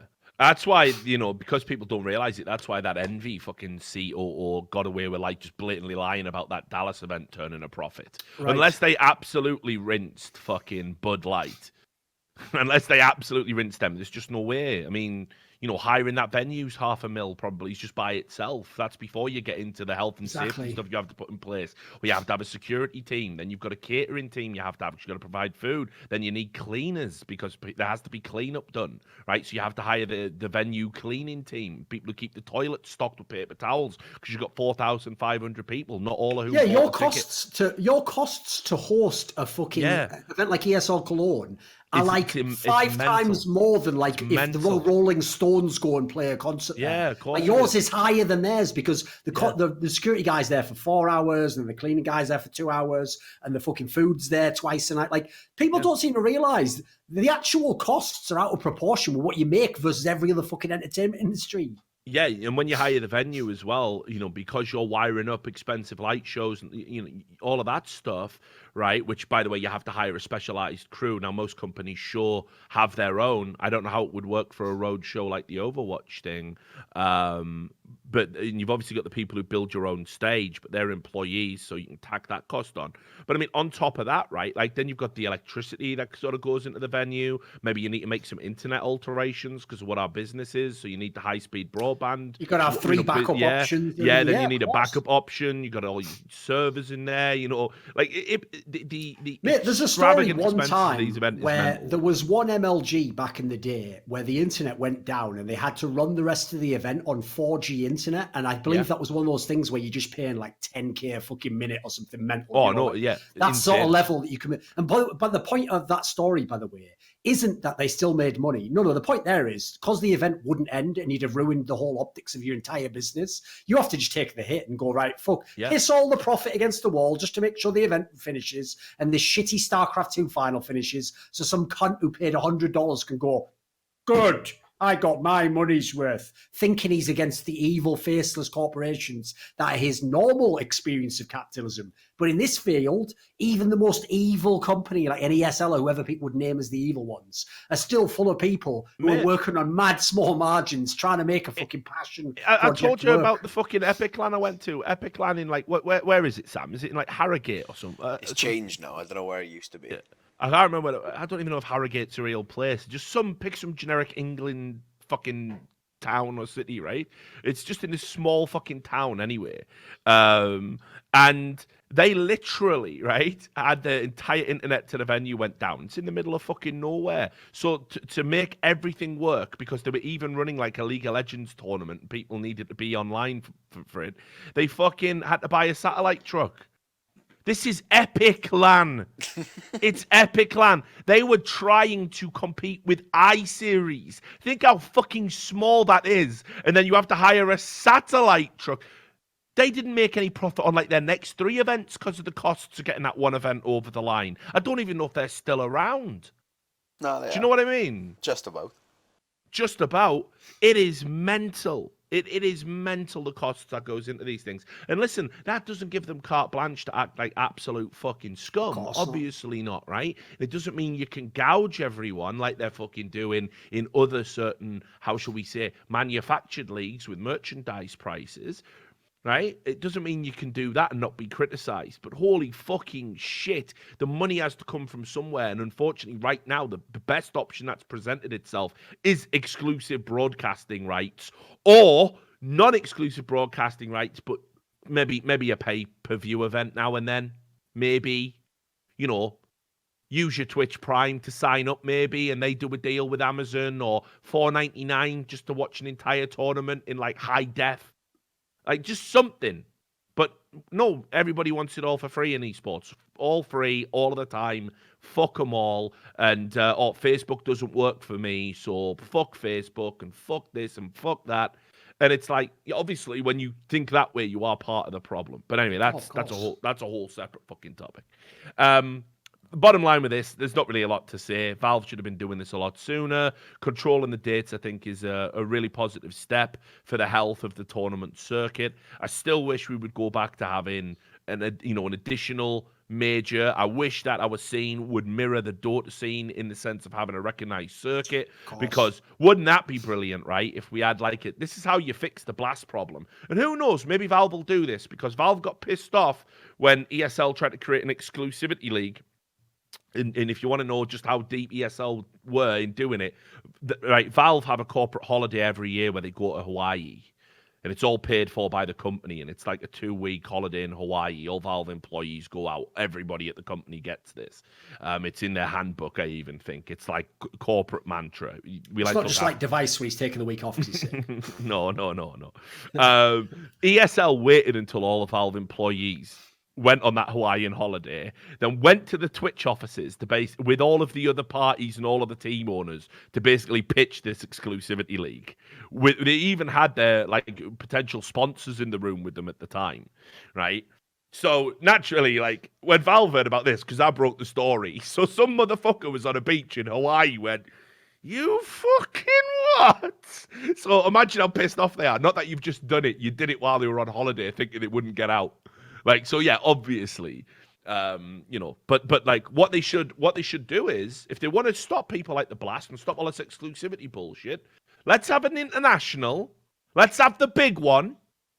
Let's have the Super Bowl of CS once a year. Let's have it crowdfunded. Let's put some shit in the game that's actually worth paying for. Right? You know what, Richard? I used to be against having an international. I used to generally want Valve to not have too much trouble. At this point, I'd like there to be an international and 2 majors, just so I was sure that Astralis would be at 3 relevant tournaments each year. Yeah, exactly right. So you have 2 majors, and maybe you win a major and you're automatically in the fucking the CS:GO TI. Let's call it that. Yeah, you guys can understand that. It's like when you play Blast Pro Series events. If you get enough points, you get into the global finals at the end of the year. You see what we're doing? yeah, right. And then we have a point system. Good luck, the Blast, when Valve say you can't have any ranking points. And if you want to get to the big crowdfunded TI at the end where you make life-changing money, not, haha, I bought a Rolex because I'm a moron money, right?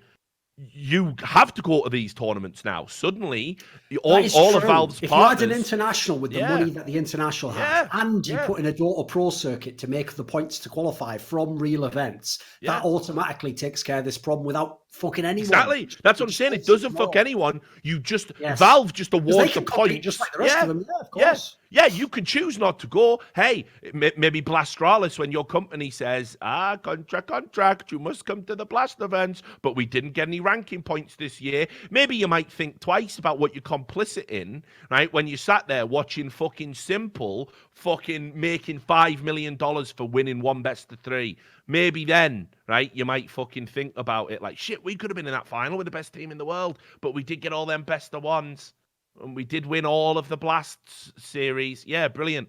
No ranking points, no play. Let's do it. It's time to pony up and be more like the Dota scene in the sense that they have a fully recognized circuit and partners get awarded points. And to get awarded those points, you have to meet a criteria of paying out on time and all these other rights. There's the key thing as well, by the way. Blast could have even had, you know what? Maybe Blast ends up getting half the tournaments in this. Maybe they say to Valve, we've got the money, we've got the scale to do this. But the point is, they would either have to be a lesser tournament and be treated as such, or they would just have to change their format. By the way, I already alluded to it earlier. If they just had a competitive format, it would take a solid half of the concern off this for me, because I'm not only annoyed for where I think the industry is, but just as someone who likes to watch Counter-Strike, I'm not getting to watch fucking Counter-Strike that I want to. So if you just make the tournament vaguely competitive, that'll get rid of half the issue right there.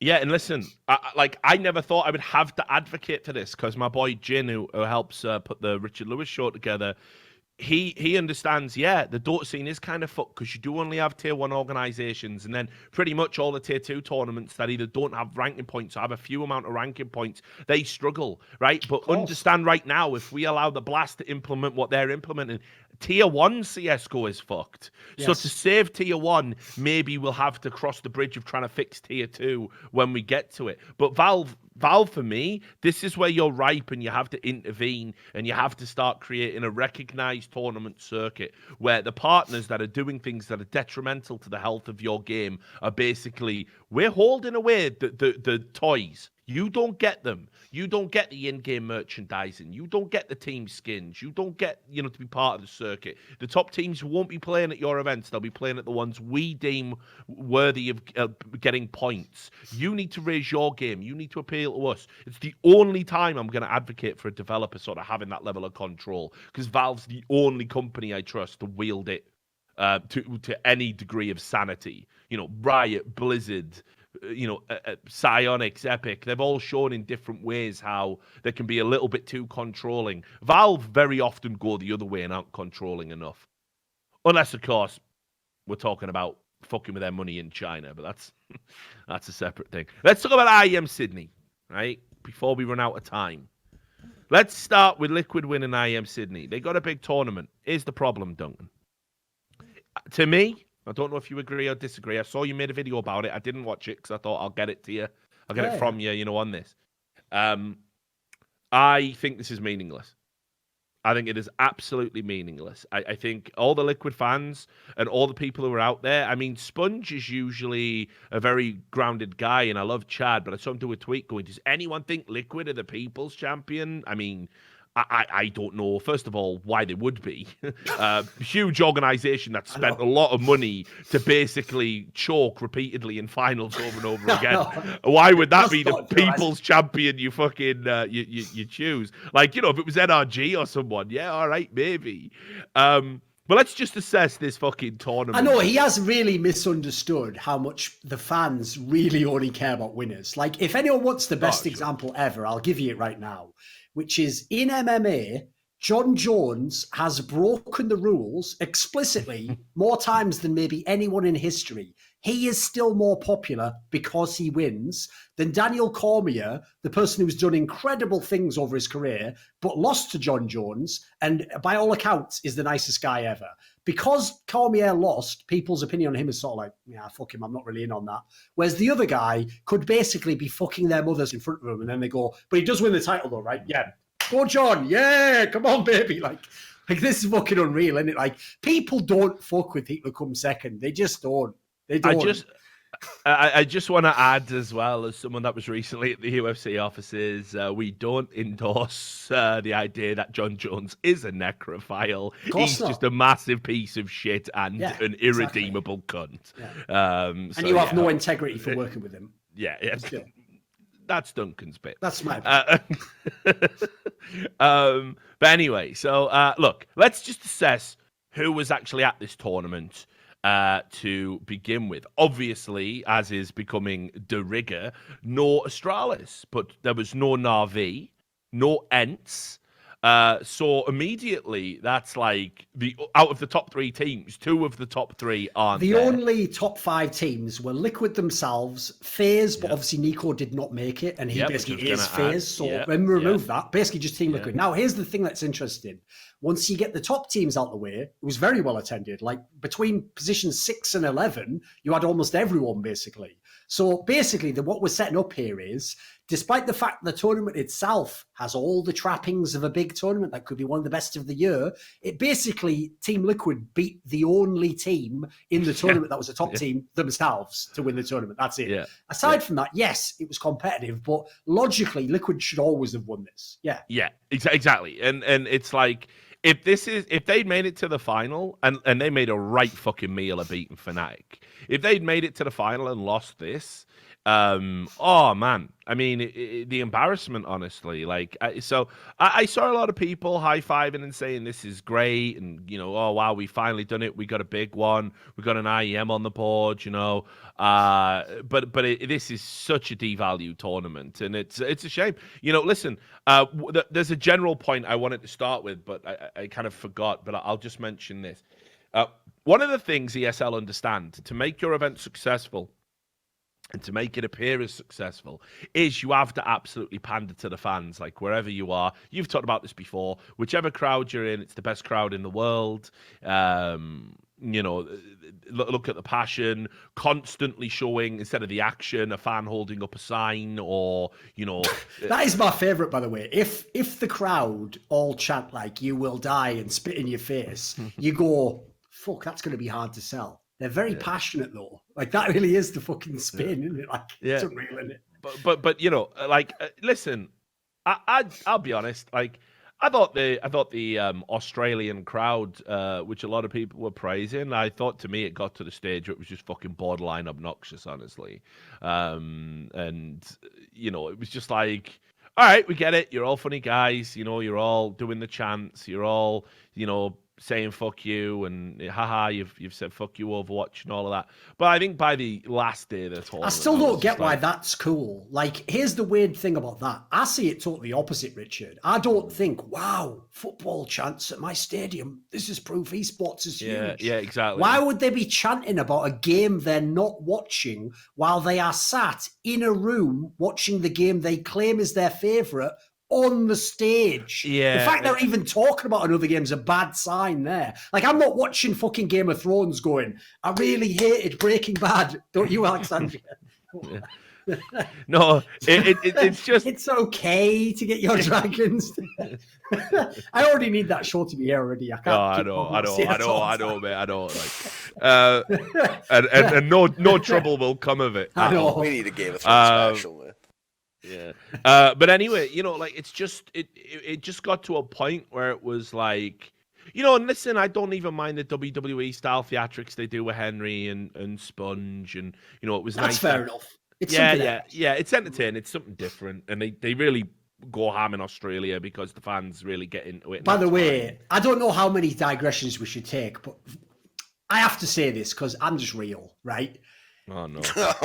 Did you see the tweet by Chad, or was it a comment on the desk actually, where he basically told everyone, like, listen, it's one thing if you all have fun when the cashes are going on, it's the exhibition match, but please don't make fun of Henry G during actual matches when he's doing his job, doing his best for you, because if people don't know, another chant they did was, because Henry plays up the whole villain. Henry is a wanker. Yeah, they did. Henry G's a wanker, right? Now, I can just tell you, I'm going to speculate here. Henry is the sort of person who wouldn't enjoy that when it's not to do with the match that he was in. I might even, dare I say it, hurt his feelings, Rich. He might actually start thinking, I don't buy that for a second. And all of a sudden, young Chad comes to the rescue. Come on, guys. This Henry G guy's a good lad. Just give him a break. I don't buy that for a second. Let me tell you, Henry's like got a very robust personality when it comes to that kind of stuff. Like, I know Henry since he was a kid. Like, there's no way that would piss him off. No way. I think like, there's been instances where he's like very vocally spoken out about stuff from the crowd, like where people just, apropos of nothing, have like thrown chocolate bars at him and stuff. Obviously that's like just ridiculous. But he's like me, hates it when someone tries to insert themselves into the broadcast by you're doing a talk to camera, looking at your monitor so you can see how you look on the camera, so you can get your eye line right and everything. And then some dickhead comes up behind and starts doing this. Like, obviously, like, you just stop the broadcast and say, "Can you fuck off, mate?" Because like, you're being a cunt. Like, you just have to. There's no point in trying to power through and pretend they're going to get bored of it because it's like it's the peak of their shit lives, you know. So obviously they're not going to get bored of it. Who gets bored of the peak of their shit lives? No one. So anyway, I don't think he was bothered about that. But like just as a thing to throw out there, just on the record, like I love it when, you know, like again, been going to sporting events my entire life, you know. Crowds make atmosphere when people are really into it and they're watching a great performance and they're all chanting and cheering. But like you say, there's always an element when you go to Australia and you have the Australian crowd where it is basically like an attention seekers convention. And everybody there almost isn't there for the game and doesn't want to chant about the game and isn't excited by the game. They're excited at being on a Twitch broadcast watched by hundreds of thousands, and here's a fucking sign. Oh, I've turned it round and it said the opposite. Like, come on, man. By the way, two things for you. One, this is just banter, but I've actually got a story for you that reminds me of, and since it's pertinent research, I'll give you it quickly. Yeah. So I basically was, because like, if anyone isn't aware, a very, very hot button political issue that you won't be aware of very much in the West, but is a massive deal in Asia, is whether or not you recognize Taiwan as an independent country. That's to be a part of pretty big mainland deal. China, because basically, here's the Cliff's Note. They don't consider themselves to be part of China. China just tells them you are part of us and your country doesn't exist. So along with that is every time in esports, Taiwan and China are competing, there's a lot of motherfuckers on eggshells like, bloody hell, what do I say now? And they just don't know what to do, right? Yep. So there was apparently actually an event, I believe it was like an MSI or something along those lines, a while back, where it was held, I think, in, you know, like fucking Taiwan or something. And apparently someone did bait the production because he held up a sign that was like, you know, I forget what player it is. I'll make one up, you know, like I'll pick some random player from China. Like, you know, no, I'll pick a Taiwanese player. Maple is the best. And when the camera came in on the Riot broadcast, apparently this guy just quickly spun the picture, and on the back it just said Tiananmen Square. And apparently it was just like, cut, we're all going to prison. Cut. Like, apparently that actually happened. Yeah. That guy. What a hero. What a hero. Sadly, what a hero. He is sadly dead right now. Dead, I know. Aside from that. God knows, of course. It's a terrible day for me. Like, poor bastard. What a fucking legend, though. A legend, though, yeah. Oh, yeah. Fucking hell. No, let me tell you. I mean, I told you about what happened with the Cadred reporting team. I think Red Eye could even verify this. I think he was there because he worked for Heaven Media at the time. So it was at like 2009 WCG. But I can't remember if that was the WCG where he got fucking absolutely reamed out because he get a Brazilian barbecue and he was just pissing rusty water out his ass for fucking 5 days. So I can't remember if it was that one. But there was one where Red Eye got absolutely Brazilian barbecue. Yeah. There was one where he got absolutely fucked. Gone through. Yeah. Oh, it worked, mate. And you just know now there's all the fucking idiots in the chat. Why you mention it as Brazilian? Just because it is Brazilian, you are hating. It's actually how we got the name fucking Red Eye from Brown Eye, because he was just shitting that much. But honestly, you know, it was really bad. He had fucking chronic food poisoning at one of the events. I just can't remember if it was 2008 or 2009. But anyway... So while we were out there, the Cadred coverage team, there was like loads of like Taiwanese players like playing in like StarCraft, and I think there was even like a Taiwanese CS team. And obviously when you type things into the back end, you have all these shortcuts, right? So we were putting in the Taiwanese flag code next to these Taiwanese players because they're from fucking Taiwan. Well, an armed guard came up. An armed guard came up with the fucking organizer of the tournament, right? Like full military green, you know? And basically the tournament organizer was like, oh, we have noticed that you are using the Taiwanese flag while reporting on our event. You cannot do this. And we were like talking legal back home, like what the fuck do we do? But basically what was going to happen was if we refused to change, we were going to have a military escort, not out of the event, but to the fucking airport, and we were going to get told to fly home. So for the duration of the event, we had to change all the Taiwanese flags to People's Republic of China flags. So they do take that shit a bit serious. So basically all we need to do is, through some very clever manipulation in Game of Thrones, convince Blast to put on Blast Pro Series Taiwan. and simultaneously just end their show own me. careers. Yeah, show me. Show me. This is what I mean. This is why, like, listen, I know it's not, again, it's not conducive to me having loads of money, but you know how many like people in the industry have said, "Oh, Richard, you know, you've got to come over. We're going to do something in China," and I'm like, I don't want to go there, mate. Why don't you want to go there? I don't know, something about a despotic government controlling what its fucking populace thinks, what it can see. I don't really like that. I mean, I get upset when people are getting banned on Facebook. How do you think I feel when there is no fucking Facebook? You know what I mean? Like, why would I be on board with this? Why would I be on board with like political protesters, whatever their persuasion, being renditioned off the streets and disappeared? You know, like, it's hilarious. Like, the slogan "Make America Great Again" is fucking hate speech. China literally has a China first policy in everything they do, to the point where the West can't even do business unless you have a Chinese business as the go-between, so all Chinese people make profit off what you do with your business. And nobody goes, yeah, I think this is actually nationalistic and hateful, so I'm going to not take the millions of dollars I'll make from being in a huge growth industry. No, you all love nationalism then. You love nationalism when you get to be part of the biggest market. So there's just so much hypocrisy surrounding business with China. I can't do it. I won't go. I'm not going to play their games and pretend Taiwan doesn't exist and pretend the Tibetan Buddhists were evil. And I'm not doing it. I'm not doing it just for a paycheck. Sorry, guys. So, but yeah, man, I mean, there was shit, man. It's like that fucking meme. You know how like China #1 started, right? Was like somebody in a PUBG game fucking made a joke about Taiwan. They said Taiwan #1.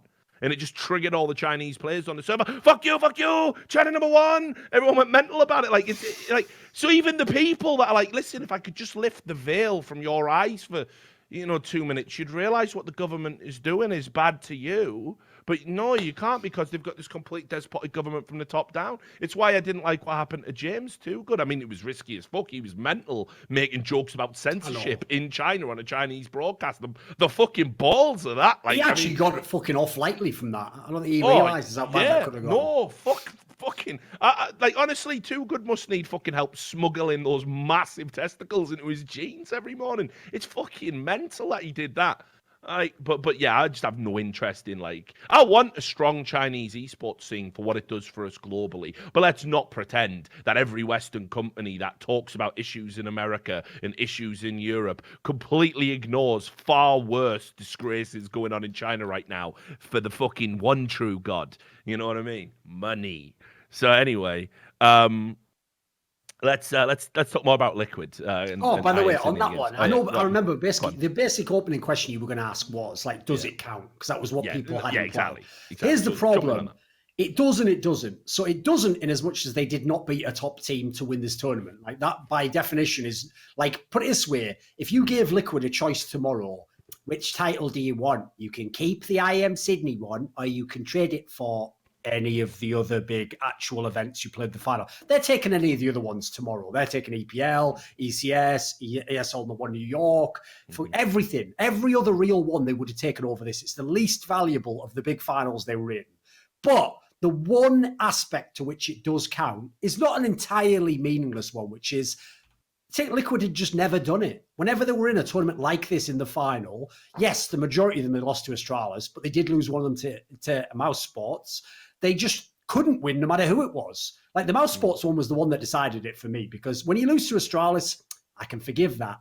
But you were a favourite over Mouse Sports. So when you lost to Mouse Sports, despite the fact elsewhere in tournaments, you're thrashing Na'Vi and FaZe Clan and MIBR, and you've shown you can beat everyone except either Astralis or anyone else in a final, then just to win a final is still meaningful. That is something that you've got over, especially because, as you said, they could have fucked this one up and lost to Fnatic as well. They did go to the fifth game, but they didn't. So I give them sort of minor credit. Like, they did get over their own hump in the final. The problem is, I'm with you. This doesn't really count as like the big victory until they do this over FaZe Clan or over Na'Vi or over, obviously Astralis would be the ideal one, but they don't go to tournaments, over anyone who's a really, really top team. That'll be the real one that counts. So it does and it doesn't, in a way, which overall means it doesn't. Let's be real. Yeah, and like I say, I mean, you've seen them win. It was like when they won that god awful iBuyPower tournament and beat Astralis to do it, and you're like, okay, history will show you beat Astralis in a final, at a LAN event. had good teams there. What history will forget is that Astralis had already threatened to walk out on day one and were completely fucking mentally checked out and basically made it to the final on absolute cruise control, constantly tweeting about how shit the event was and really not giving two fucks about it. So just going to throw that out there. But congrats at Astralis's, like when Astralis were mentally susceptible, you were able to beat them. So for me, Liquid have a long way to go, like before we start talking about them as being, are they going to overthrow Astralis as the number one team? I mean, listen, that might happen on the HLTV rankings, but that won't mean shit. That won't mean shit. If Astralis basically fuck over their own legacy by not going to events and start losing positionings in the rankings, I still wouldn't think any team that leapfrogs them right now is a better team. Sure. I mean, and the HLTV ranking is a thing where it's just like, it's a point of pride. It's there for sponsors. But the longer you're on it and the longer you stay at number one, the less and less you realize it means. And what Astralis did is unprecedented. They were number one for an entire calendar year. No team's done that before. So I think at that point, it ceases to mean anything. I think this is why Astralis are like, we're so fucking good. It just doesn't. None of that shit that comes with it matters anymore. We don't need to prove anything. Other stories that sort of came out from this event that I think are worth talking about. We saw NRG have a really good run. And when you keep in mind that this is an NRG that obviously has been bedded in Tarik in, I'm feeling pretty good about it. Now, of course, when they got to prime NRG territory, Liquid choke in finals, or when they're 15-something up, NRG choke in semis, when they're having good tournament runs. I think Fnatic was there for the taking. I thought they had a very good veto in that semi-final. They lost 2-1. But overall, I think they can be very happy with the progress they've made since putting Tarik in. Tarik was fragging and getting kills. They seem to have a much better understanding of rotations and where everyone needs to be. They had this great tournament run with Breezy not being absolutely, god tier amazing. Ethan had some standout rounds. Cirque had some standout rounds. NRG to me still look like a very solid team based on this run and probably could have been in the final. But yeah, to me, I might even be willing to say I think they're going to break back into the top 5 very soon. They're currently 8th. Above them, MIBR, Fnatic, ENTS, FaZe, and then obviously Na'Vi, Liquid, Astralis. I could see NRG getting a big bump up if they continue to play like this because they seem to be getting everything right. And it's like there was that first outing in the first online game, so everyone was like, oh, look, see, no Fugly. You can't just you can add anyone instead of Fugly. I'm pretty confident about that. And this has kind of verified it by the fact that now that they've got their groove and they know where everyone's playing and they know what they're doing, they're looking like a good team, and I think this has a much higher skill ceiling potential than the previous iteration. Yeah, that's the key thing, is the other NRG had peaked completely. So there wasn't really any way up from that point in time. They weren't going to win massive international tournaments. That just wasn't going to happen. It wasn't on the cards for them. Not least because if you looked at that old lineup, they were getting pretty much everything out of the team. Like I have to say, you look at last year's NRG, whoever built the roster, amazing job. All the players in the team, you all played as well as you could have done. You played above and beyond expectations. The results, actually fantastic. If anything, you picked a bad year to do it because unfortunately Team Liquid outdid you. Because if they hadn't done that, you would have been the best NA team of the year. Of course you would have. Even though Cloud9 won the major, you had way more overall top placings and finals and all that shit. So great performance last year, but you had capped out.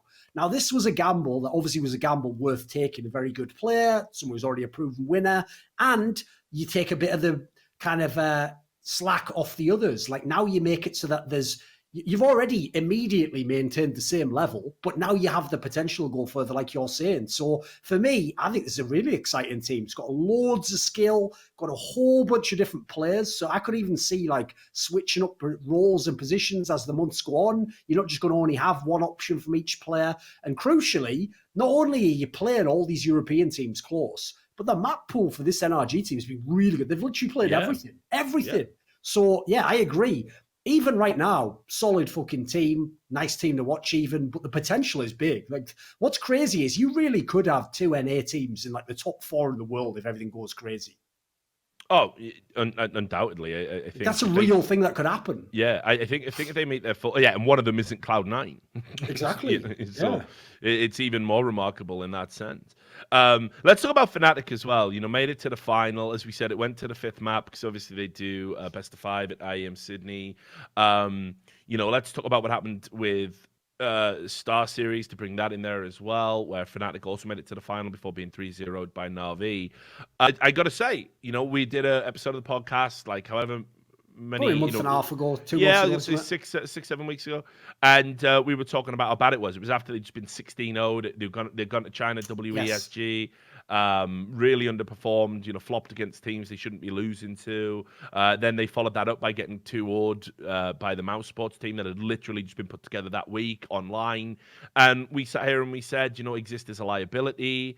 Terrible in-game leader. This team has no cohesion, and the 16-0 is usually a factor for change. It's such a 16-0 at LAN is such an abominable result. It's so humiliating that very often when it happens, especially against teams you should be competitive against, people will be like, right, that's the last straw for me, and make a change. And since then, they've made it to 2 finals, 2 major events, and their online form's really good. And perhaps most ridiculously of all, Exist is actually like fragging out, and he had a great IEM Sydney.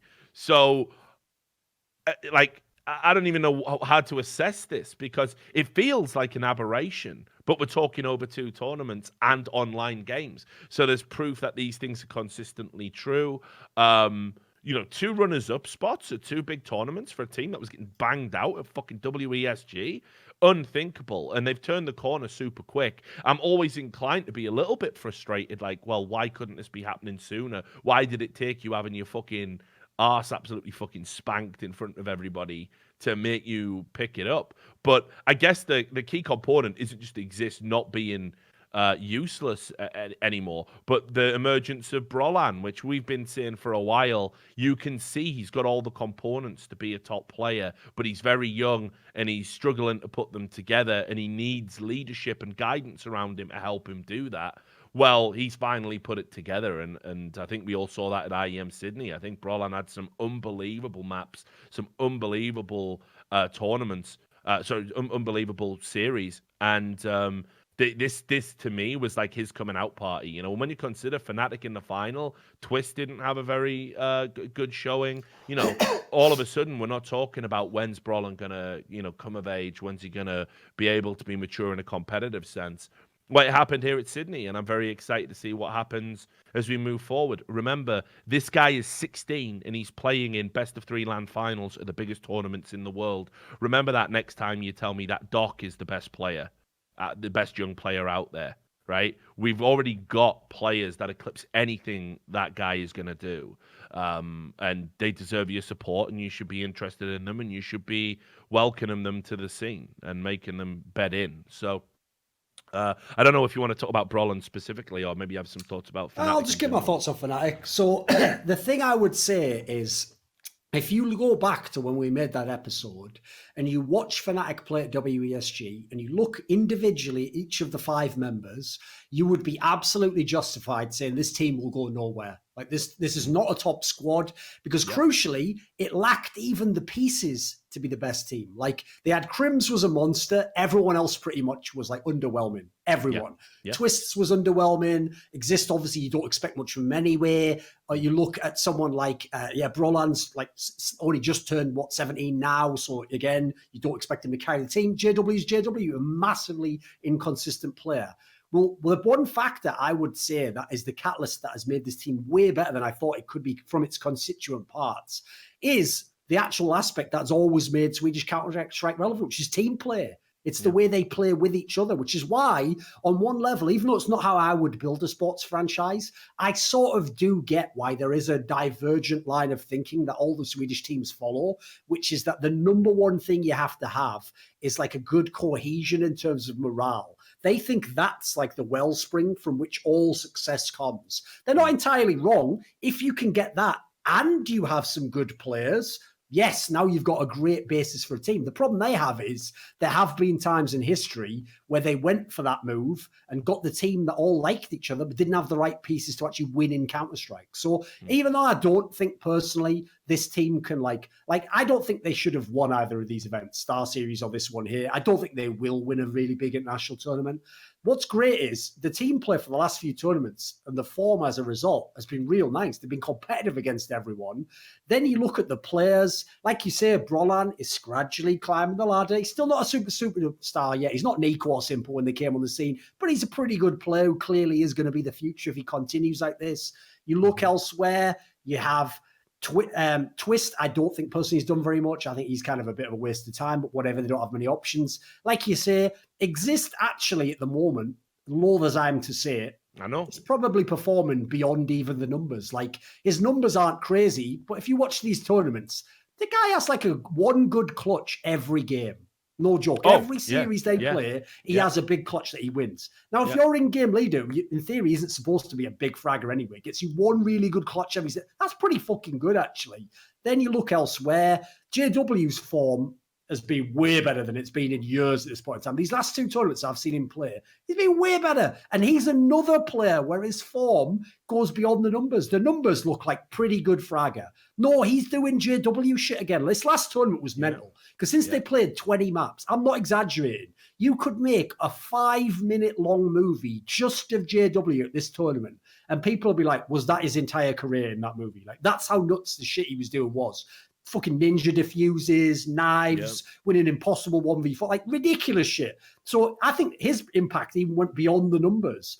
Then you look, Crims is still a very, very good player. Maybe taking a little bit of a downturn from last year. He's still a very solid all-round player. Oh, sure. You look at the squad, what an actual pretty... Now that they've got cohesion, all of a sudden this squad is more than the sum of its parts. And that's the key thing to me. The problem is, as a result, I don't look at this and go, this is step one of a thing. It's like, I think this is the team complete. This is a good team.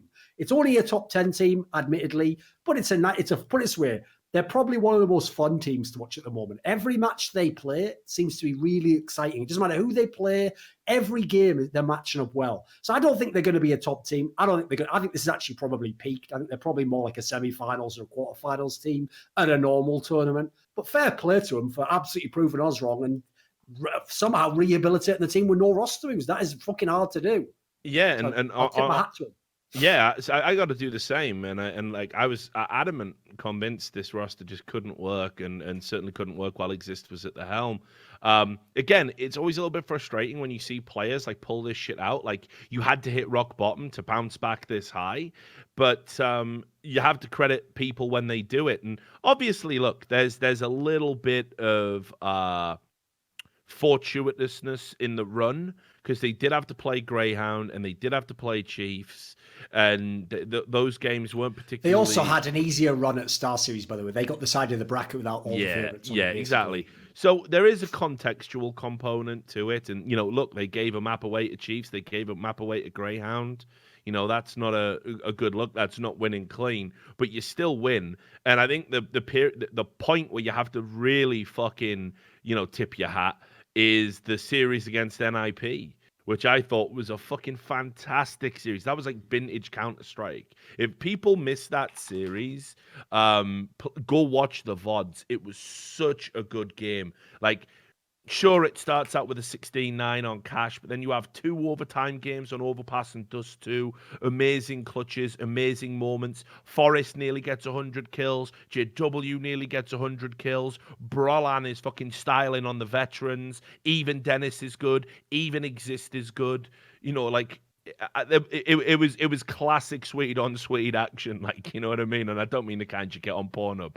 I mean, it was classic fucking sweet on sweet action for people like going back years in Counter-Strike, going back to the glory days of Fnatic versus SK. This was real Counter-Strike. So, I'd urge anyone to go watch that series. But yeah, I think...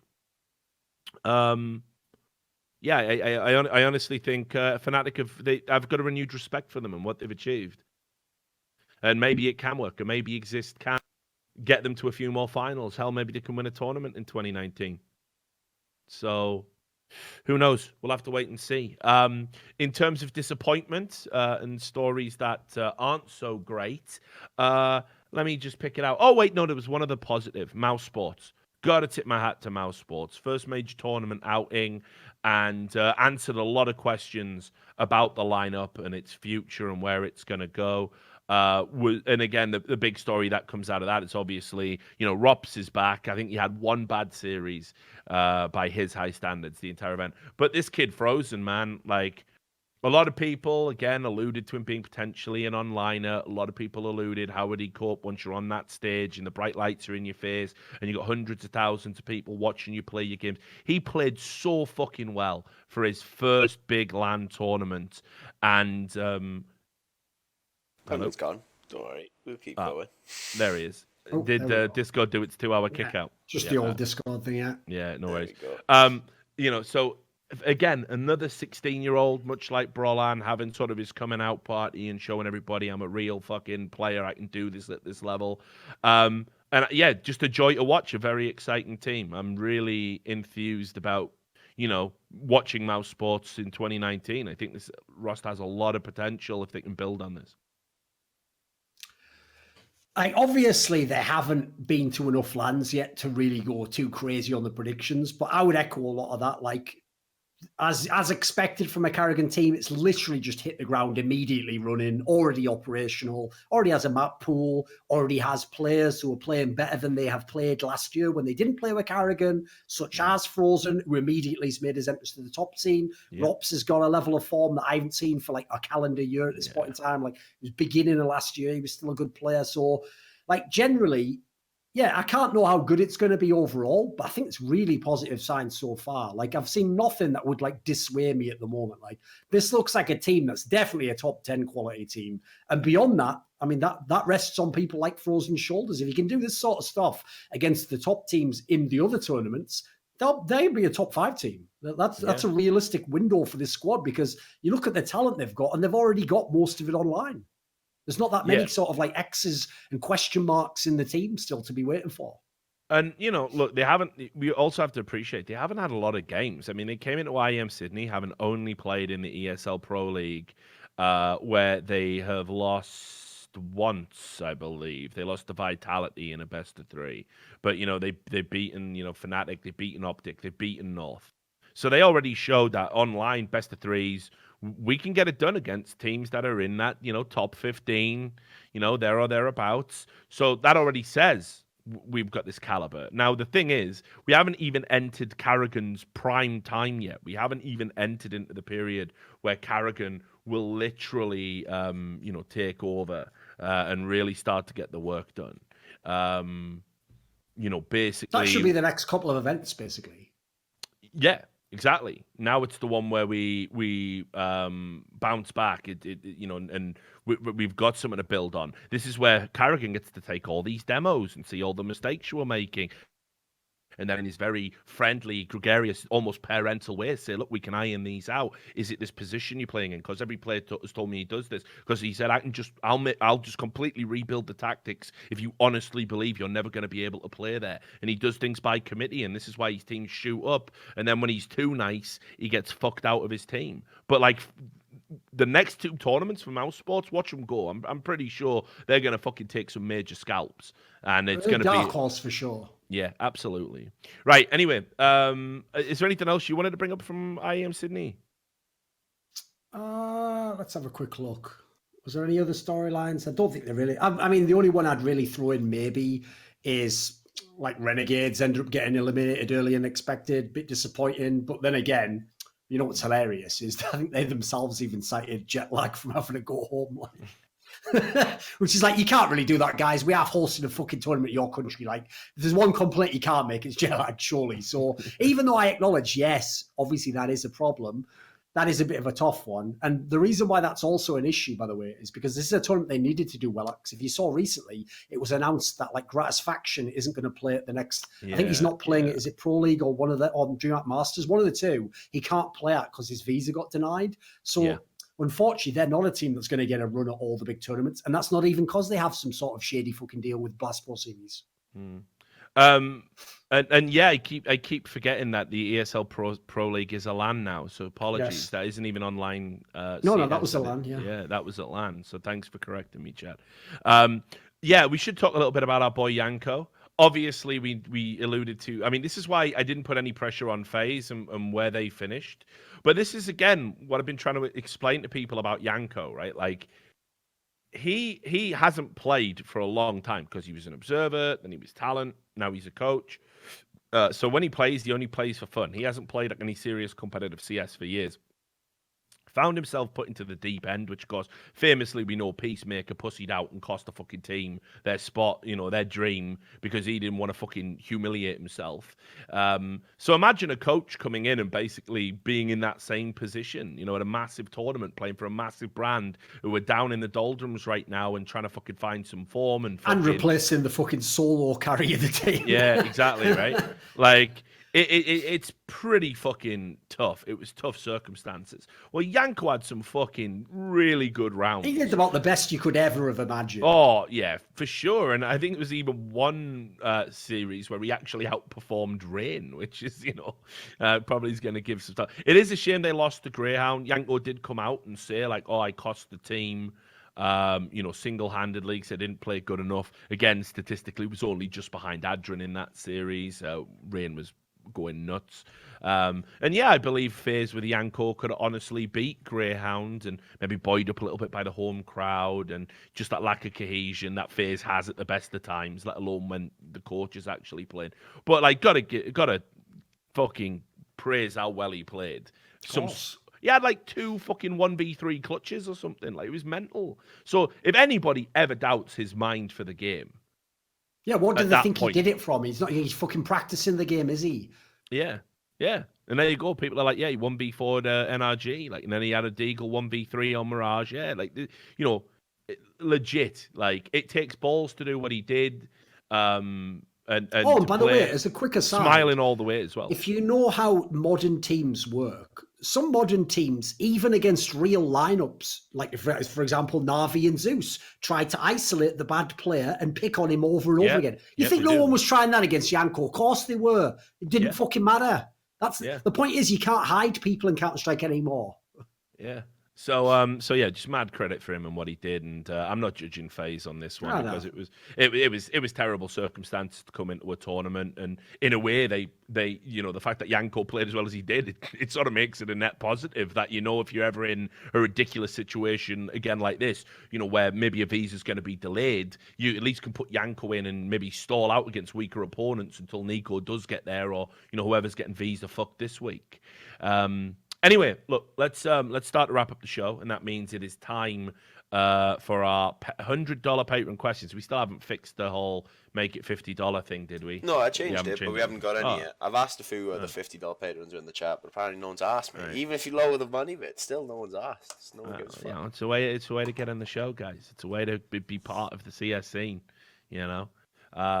Anyway, of course, it's the man, Butt Pounder 420. Straight in there with a question.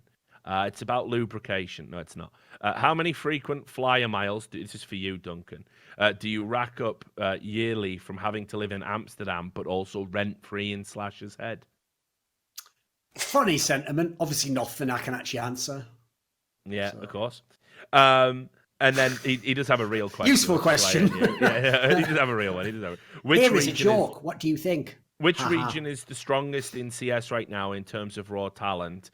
If I had to put my money on it, I would probably say it is actually the US, but I can see cases being made for Denmark still. What say you? Oh, that's a tough one. Because remember, he just says, like, talent. Yeah. So it's not like the best team. Let me think.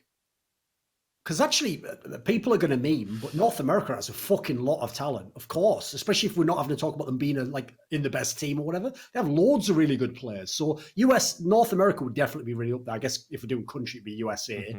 Mm-hmm.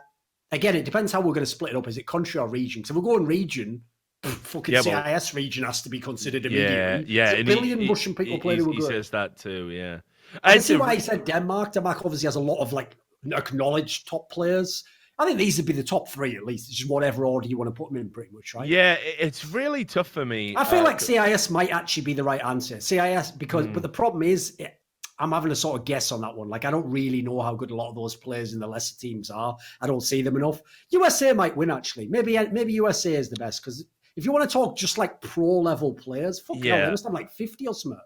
No, but when you talk about as well, just in terms of like the very top, the very highest skill ceiling, CIS is definitely heavily skewed by the existence of Simple, and then obviously Electronic and stuff. So if we're talking about it just in terms of like that, but they've had a real explosion of talent lately, and are definitely up there. The US though, it's like, you know, think about Twists, we didn't even talk about, you know, at IEM Sydney, and obviously you've got Elige, you've got fucking, I mean, Nitro's been going fucking off, you know, again to a level I didn't. Mate, just look at Team Liquid and NRG's lineups alone. Yeah. You've got a lot of fucking talent just there, and that's without all the old Cloud9 people, Automatic. Yeah, exactly. Yeah, that's what I mean. Yeah, like Automatic is still in the conversation. So there could be there's strong arguments for the US. Denmark's always going to be a go-to for me though, because not only do you have the best team in the world with like players who are just unprecedented in their roles and what they do. Remember, Carrigan counts towards that. Probably one of the best in-game leaders in the world, even though he doesn't play in Denmark or with Danes right now. Then you've got, you know, for whatever you want to say about North, Valda's in the motherfucking house. You know what I mean? Like, Valda's one of the best rounded talents I've ever seen. Like, he is insane. He can do everything. And I think he's having a go at being an IGL now, which we'll talk about next episode. Yeah, this is Valda, maybe not, but we'll see.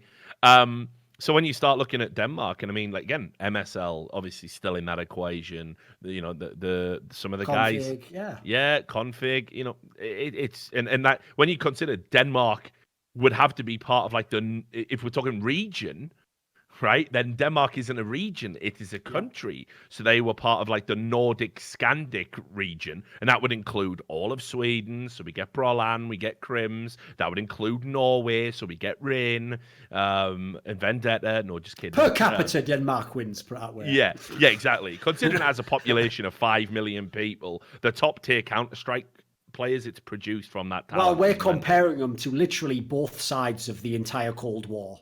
Yeah, exactly. You know, all of the 20th century, that whole thing that was going on, guys. Like... Yeah. So, people are saying it's closer to 6 million. Either way, it's still an outrageous fucking achievement what they've done. So Denmark might win it for me, just as a country.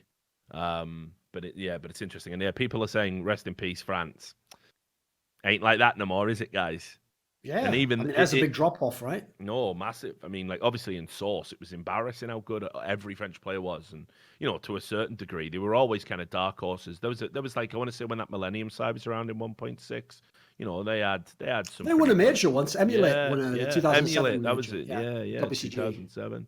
So you know, they even in 1.6 they had, even though Swedes dominated that game. Had the occasional quad, sure. Yeah. Anyway, the other question from Reykjavik on Steam. This is a meta question. Do we prefer silly questions or ones that actually provoke debate? I mean, I'll be honest, I don't really give a fuck. It's more just a way of including the people that, you know, make a contribution so we can do the show.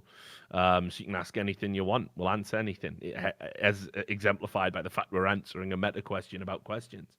Do you echo that sentiment, Sir Duncan of Shields? I would just put it this way. When he says silly question, right? I despise anything that would be described as silly in any context. That's exactly what I want exterminated from this world. But if what you really mean is just a fun question, well, if it's actually fun or it's funny, actually sometimes I wouldn't mind that. Like, actually that first one he gave where it wasn't even a fucking question, at least it was funny, so fair play. I don't mind that. If either make it funny or make it really good. If you're not going to do any of that, just don't waste my motherfucking time. I don't care how much money you pay. I love as well how you've dropped it. Always going back to heat. You think I don't know you're doing it. Don't waste my motherfucking time. Of course. I always know. Yeah. As soon as I saw that, he was obviously immediately my hero. No, everyone. I love him. I love Al Pacino and Heat. It's the best. Anyway, and Caboose, another one of our $100 patrons, says, I was wondering, between Face It Premium, ESC... Why are these our patrons, though? Butt pounder, hold on. Caboose. Who's the next one? Shit Pipe 517 or something.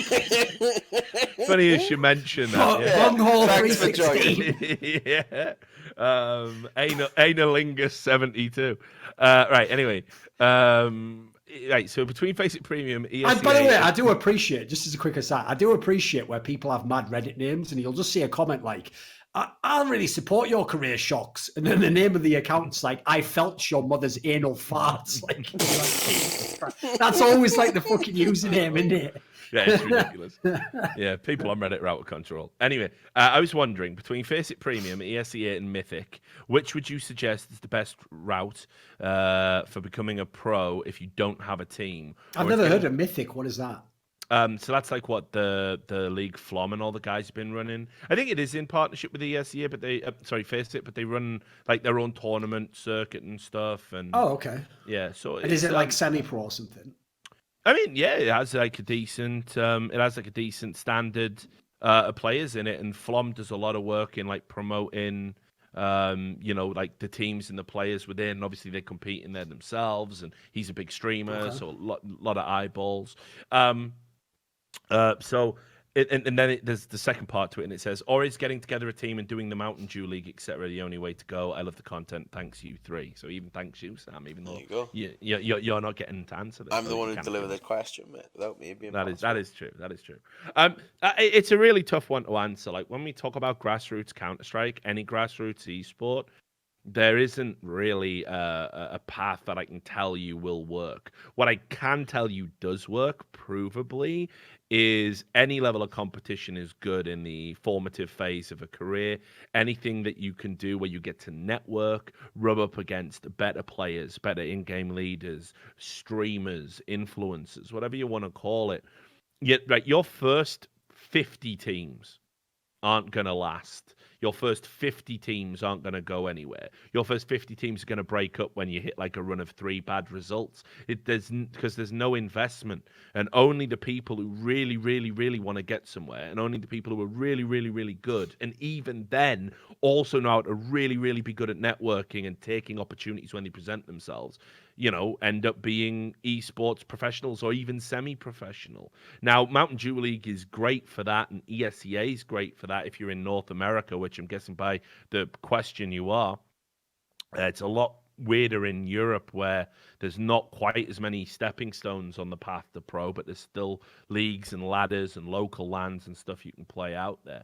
I mean, to me, the absolute key component is you have to play lots. You have to play lots well. You have to then try and make a name for yourself as being, with all of those shit lineups you play in, you're the one consistently good player, and eventually on a long enough time scale, you'll dominate a streamer, you'll dominate a pro player, you'll rank up, and you'll get into things like, the FPL or rank S in ESEA, and these are even better stepping stones than doing anything on a team level. You know why? Because pros dictate who get to be pros. So if you impress your fellow pros, like Stewie2K did when everyone was saying he was a cheat, that's how you break in, unfortunately. It's a little bit, not nepotism, but cronyism, right? It's a little bit like that, but it's the guaranteed path. So my advice would be to play as much Counter-Strike as possible, get into one of these pugging systems, be an absolute no-lifer, get as ranked up as high as you can, batter a few pros, like bang their heads in to the point where they're fucking talking about you and saying you must be a cheater or a cunt, or, a wall-in or whatever the fuck they come out with. And eventually someone will go, yeah, but I want him on my team, though, because I want to win. And now you're playing on the reg with those guys. So that seems to be what works. That's how NA's launched its last wave of talent. Sure. I would say as 2 ways I think you should probably do it in the modern day. One, right, this is going to require some self-reflection. So it's already going to filter out 99% of the people listening to me.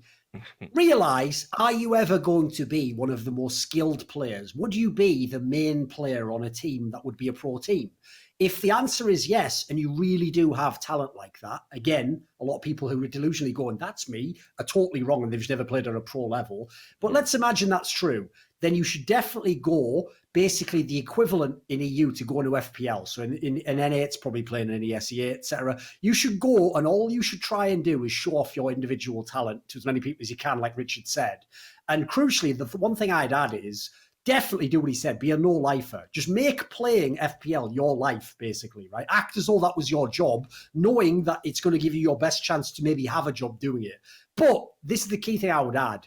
don't talk one word of shit. It doesn't matter how much someone talks shit to you, how much someone says you're cheating or that they beat you online or don't say anything to any of them, because that guy might be the guy who ends up recruiting your team 6 months from now when he realizes you aren't cheating. If you get drawn into, well, he said this, so I can say this. You can't do that. You're nobody at the moment. So only the bad aspect of that's going to spread.